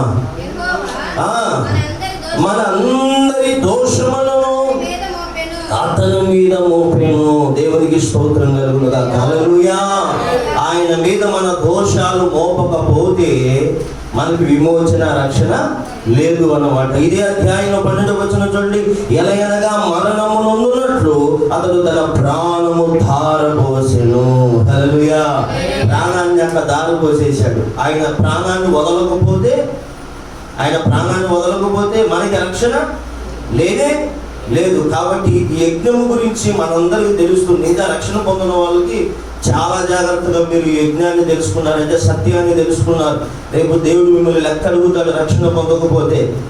అది మానవ జాతికి రక్షణ ఎందుకు అంటే, ఇదిగో దేవుడు తన బలమైన కార్యక్రమాన్ని భూమి మీద జరిగించాడు. ఆ కార్యక్రమం జరిగిన తర్వాత కూడా మాకు దేవుడు వద్దు, పరలోకం వద్దు, రక్షణ వద్దు, వాక్యం వద్దు అంటే రేపు నువ్వు డైరెక్ట్గా నరకానికి వెళ్ళే ప్రమాదం ఉంది. కనుక ఈ శిలువ వార్తను చాలా జాగ్రత్తగా, నా కోసం నిజమైన పరిశుద్ధుడు బయలయ్యాడు, ఆయన ఆత్మను నా కోసం ఆయన అప్పగించుకున్నాడు, తన ప్రాణాన్ని నా కోసం అప్పగించుకున్నాడు. కనుక ఆయన రక్షణ నాకు కావాలి, ఆయన రక్తం నాకు కావాలని మనం తీర్మానించుకోవాలి. దేవునికి స్తోత్రం కలుగునుగా. హల్లెలూయా. ఇంకొక చిన్న సందేహం లేవనెత్తుతున్నాను చూడండి. అక్కడ పురాణ గ్రంథాల్లో కానీ వేదాల్లో కానీ మేక అనేది సంబోధింపబడింది కదా. మనం నిర్గమాకాండంలో చూస్తే ఇశ్రాయేలు ప్రజలను ఎర్ర సముద్రాన్ని దాటించే ముందు దేవుడు ఏమంటాడంటే, నిర్దోషమైన ఒక మేక పిల్లని కానీ గొర్రె పిల్లని కానీ అంటాడు. ఆయన దృష్టిలో ఇప్పుడు మేక అయినా కావాలి, గొర్రె అయినా కావాలి. కాబట్టి వేదాల్లో మేక అని ఉంది కదా, ఇక్కడ గొర్రె అని ఉంది కదా. కొంతమంది సందేహం ఉన్నది, గొర్రె అన్నా మేక అన్నా ఒకటే. దేవుడికి స్తోత్రం కలుగునుగా. హల్లెలూయా. ఆ గొర్రె, ఆ మేక మన కోసం వధింపబడాలి. ఆ గొర్రె మేక పూర్తిగా ఒక దైవ స్వరూపాన్ని ధరిస్తుంది అన్నమాట. హల్లెలూయా. చివరిగా ప్రకటన గ్రంథం చూసి ఇంక ముగించుకుందాం. ప్రకటన గ్రంథం చూడండి. దేవుని ఆలోచనలో అసలు యజ్ఞం ఎప్పుడు జరిగిందో తెలుస్తుంది. 13వ అధ్యాయము 8వ వచనం చూడండి. భూనివాసులందరూ అనగా జగదుత్పత్తి మొదలుకొని వధింపబడి ఉన్న గొర్రె పిల్ల యొక్క జీవగ్రంథమందు. హల్లెలూయా. చూడండి, జగదుత్పత్తి మొదలుకొని అంటే ఎప్పుడైతే దేవుడు అసలు సృష్టిని తయారు చేయాలనుకున్నాడో అప్పుడే ఈ గొర్రె వధింపబడాలని దేవుడు అనుకున్నాడు. అప్పుడే ఆ కాలం అందే, సృష్టి ఆరంభం అందే గొర్రె వధింపబడింది. అది ఇప్పుడు యేసయ్యలో సంపూర్ణమై ఉన్నది. దేవునికి స్తోత్రం కలుగునుగా. హల్లెలూయా. ఆ తర్వాత ప్రకటన గ్రంథం 5వ అధ్యాయం చూడండి. ప్రకటన గ్రంథం 5వ అధ్యాయము 6వ వచనం చూడండి. మరియు సింహాసనమునకును 4 జీవులకును పెద్దలకును మధ్యను వధింపబడినట్లు ఉండిన గొర్రె పిల్ల నిలిచి ఉండట సూచితిని. ఆ గొర్రె పిల్లకు 7 కొమ్ములు 7 కన్నులు ఉండెను. ఆ కన్నులు భూమి అంతటికి పంపబడిన దేవుని 7 ఆత్మలు. గట్టిగా చప్పట్లు కొడదాం. హల్లెలూయా. ఇప్పుడు చెప్పండి, యేసు ప్రభువారు ఏమై ఉన్నాడు? వధింపబడి ఉన్న గొర్రె పిల్ల ఉన్నాడు. వధింపబడాలి అన్న కార్యక్రమము సమాప్తి అయింది అని యేసు ప్రభువారు శిలువలో పలుకుతున్నాడు. సమాప్తి అయింది కనుక మనందరం ఏం చేయాలి? ఆయన్ని స్తుతించాలి, ఆరాధించాలి, కృతజ్ఞతలు చెల్లించాలి. ఇంకా మనం ఈ సత్యాన్ని ఏం చేయాలి? మనలోనే పెట్టుకోవాలా? మనకి ఎరుకలో ఉన్న వారందరికీ, బంధువులకు, రక్త సంబంధికులకు, తెలిసిన వారికి, స్నేహితులకి, అందరికీ ఈ యజ్ఞము అనే సత్య వార్తను ప్రచురించాలి. గట్టిగా చెప్పడం. హల్లెలూయా. అప్పుడే నిజమైన సంపూర్ణమైన సమాప్తి అనేది జరుగుతుంది. అటు కృప దేవుడు మన అందరికీ అనుగ్రహించునుగా.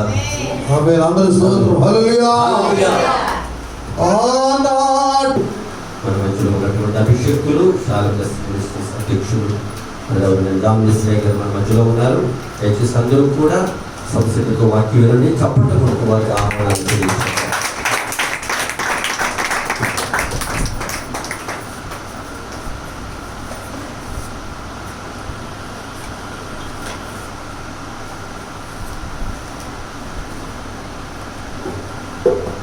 దేవుని స్తోత్రం.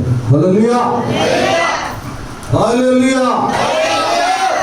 దేవుని స్తోత్రాలు. నేను కొద్ది నిమిషాలు చెప్తాను. అది ఉన్నతమైన ధన్యత ఏంటంటే, ఈ బ్రాంచికి తూర్పులో ఉన్న శాలయ ప్రాంతానికి అది చాలా చోట్ల మనకు పరిచయగలది. ఏ సంఘానికి లేనటువంటి ఘనత దేవుడు మీకు ఇచ్చాడు. అది గుర్తుపెట్టుకోవాలి మీరు. నాకు విజయరత్న గారు అన్నట్టు ఈ సమయాన్ని అర్థం చేసుకోకూడదు. అటు ఇటు తిరుగుతా కదా, ఆలోచిస్తా, అర్థం చేసుకో. విలువైన సమయం ఎవరికి లేని మీకు ఇచ్చారు దేవుడు. వాస్తవంగా అందరూ వచ్చేసేయాలి. ఏ పనులు ఉన్నా మన కొరకు దైవ సేవకులు వస్తున్నారు, దేవుడు ఇచ్చిన భాగ్యమని ఇది గుర్తెరగాలి. అదే మనం హెడ్ క్వార్టర్లు పెడితే 100 మంది వచ్చేసారు. వాళ్ళు రావడమే కాకుండా 10 మందిని తీసుకొచ్చారు. మన సంఘ అభివృద్ధి మన చేతుల మీదే ఉంది. మన ఆసక్తి మీద, మన శ్రద్ధ మీదే ఉన్నారు. అవునా? కాబట్టి సంఘ అభివృద్ధి కొరకు కూడా అందరూ మీరు పాటుపడాలి. దేవుడు ఇచ్చేటటువంటి ప్రతి అవకాశాన్ని సద్వినియోగపరచు. అందరూ ఏ డిస్టర్బెన్స్ ఏం చేయకుండా చక్కగా మీరు అంటే నేను కొద్ది నిమిషాలు ముగించేసేస్తాను, కొద్దిసేపు చెప్పను. మరి చక్కగా 6 మాటలు చాలా వివరంగా ఆత్మీయంగా అర్థమయ్యేటట్లుగా చెప్పిన వాళ్ళందరూ చక్కగా చెప్పారు. చాలా ఆనందంగా ఉన్నాయి. మరి ఈ మొదటి మాట మన ప్రొఫెసర్ గారు విజయరత్న గారు చెప్పారు. తండ్రి వీరేం చేస్తున్నారు, వీరెరుగురు వీరిని క్షమించమని. మనల్ని ఒక సమయంలో మనం క్షమించుకున్నా ఇక్కడ వరకు సమాధానం అనగలమేమో, కానీ మన క్షమాపణ, మనం క్షమించేది మన పరలోక రాజ్యానికి తీసుకెళ్ళి దేవుడు మన పాపాన్ని క్షమించాలి, మనం పరిహరించాలి. అప్పుడే మనం దైవరాజ్యంలో ప్రవేశిస్తాం.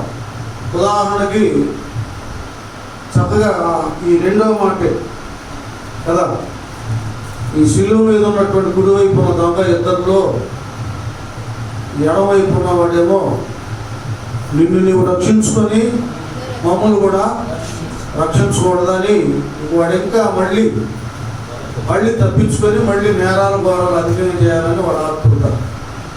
వాడికి అప్పుడు కూడా మారు మనసు పశ్చాత్తాపం రాలా. ఇంకొద్ది గడియలు వస్తాడు. కొందరు బ్రతుకులు అలాగే ఉంటాయి. మరణానికి చేరువుగా ఉన్న వారు చేసిన అవిధేయత, దుర్మార్గ, దుష్ట కార్యాలు జ్ఞాపకాల గురించి పశ్చాత్తాపడరు. ఇప్పుడు కూడా తప్పించుకుంటే ఇంకేమైనా చేయొచ్చు, నేను దుర్మార్గమైన పనులను ఆలోచిస్తాను. ఎడవైపు ఉన్నవాడు పరిస్థితి అలాంటి. కుడివైపు ఉన్నవాడైతే అరే మనం చేసిన దానికి ఇది మనకి తగును, మనం చేసిన నేరాలు బలాలను బట్టి. ఆయన ఏ పాపం ఎరగనివాడు, ఆయన తగలది అని అప్పుడు నాడు ప్రభా నీవు రాజ్యంతో వచ్చినప్పుడు నన్ను జ్ఞాపకం చేసుకో. ఇందాక వాళ్ళే చెప్పారు. నిజంగా ఈయన కేవలం దేవుని కుమారుడు మాత్రమే కాదు, ఈయన రాజు. ఈయనకు ఒక రాజ్యం ఉంది, అది పరలోక రాజ్యం అన్న సంగతి కొద్ది గంటల్లోనే ఆ దొంగ తెలుసుకోగలిగారు. మనం ఎన్ని గంటలు, ఎన్ని ఆదివారాలు కదా, ఎన్ని ఉపవాస ప్రార్థనలు, ఎన్ని సంవత్సరాలు మందిరానికి వస్తున్నా ఏం తెలియట్లా.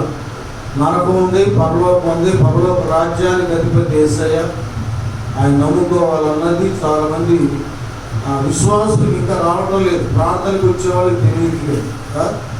6 గంటల వ్యవధిలోనే మార్పు చెందాడు ఆ దొంగ.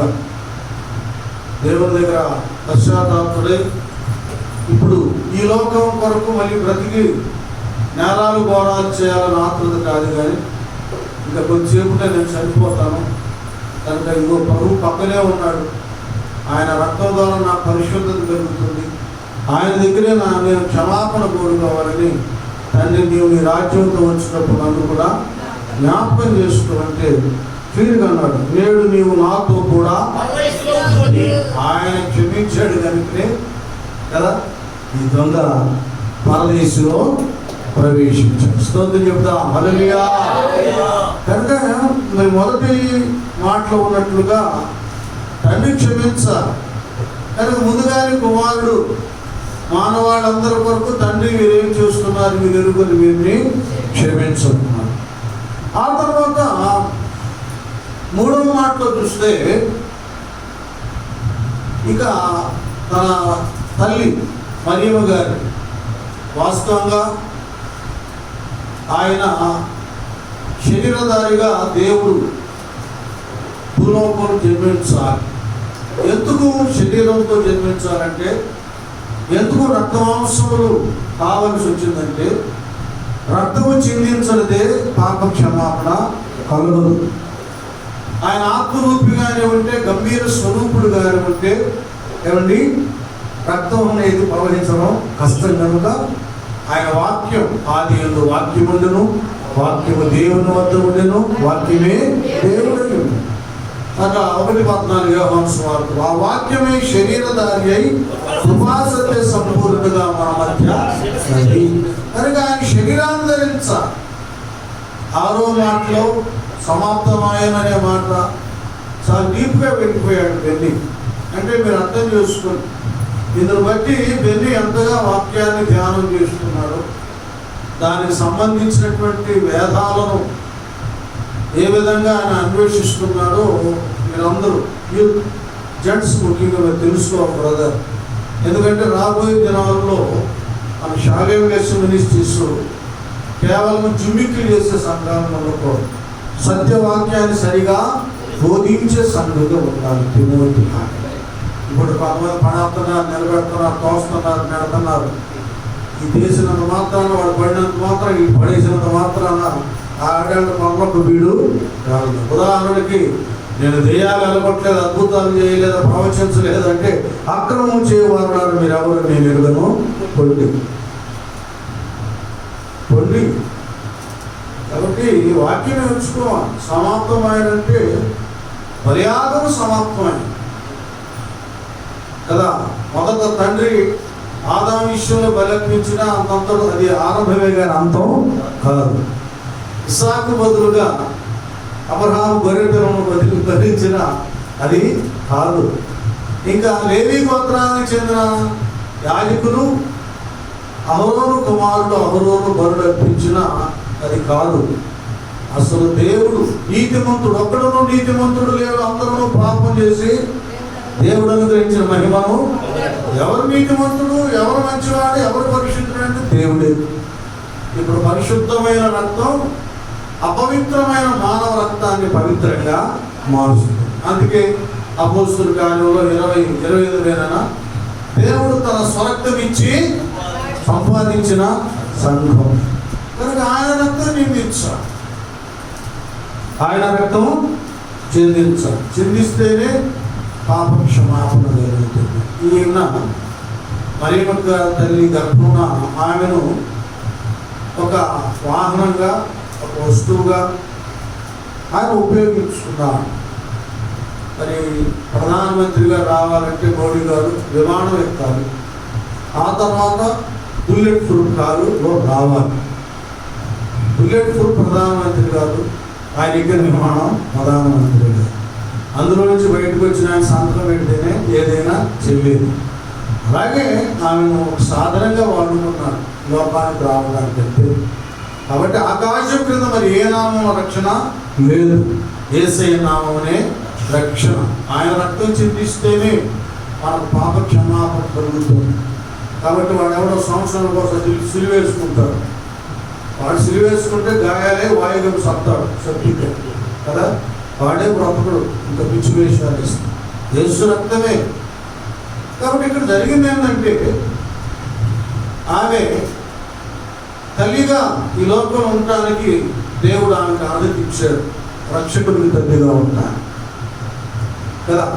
ఇప్పుడు భౌతిక పరంగా కూడా అన్ని క్రమాలు నియమాలు దేవుడు యేసయ్య మాదిరి చూపించాలి. ఇక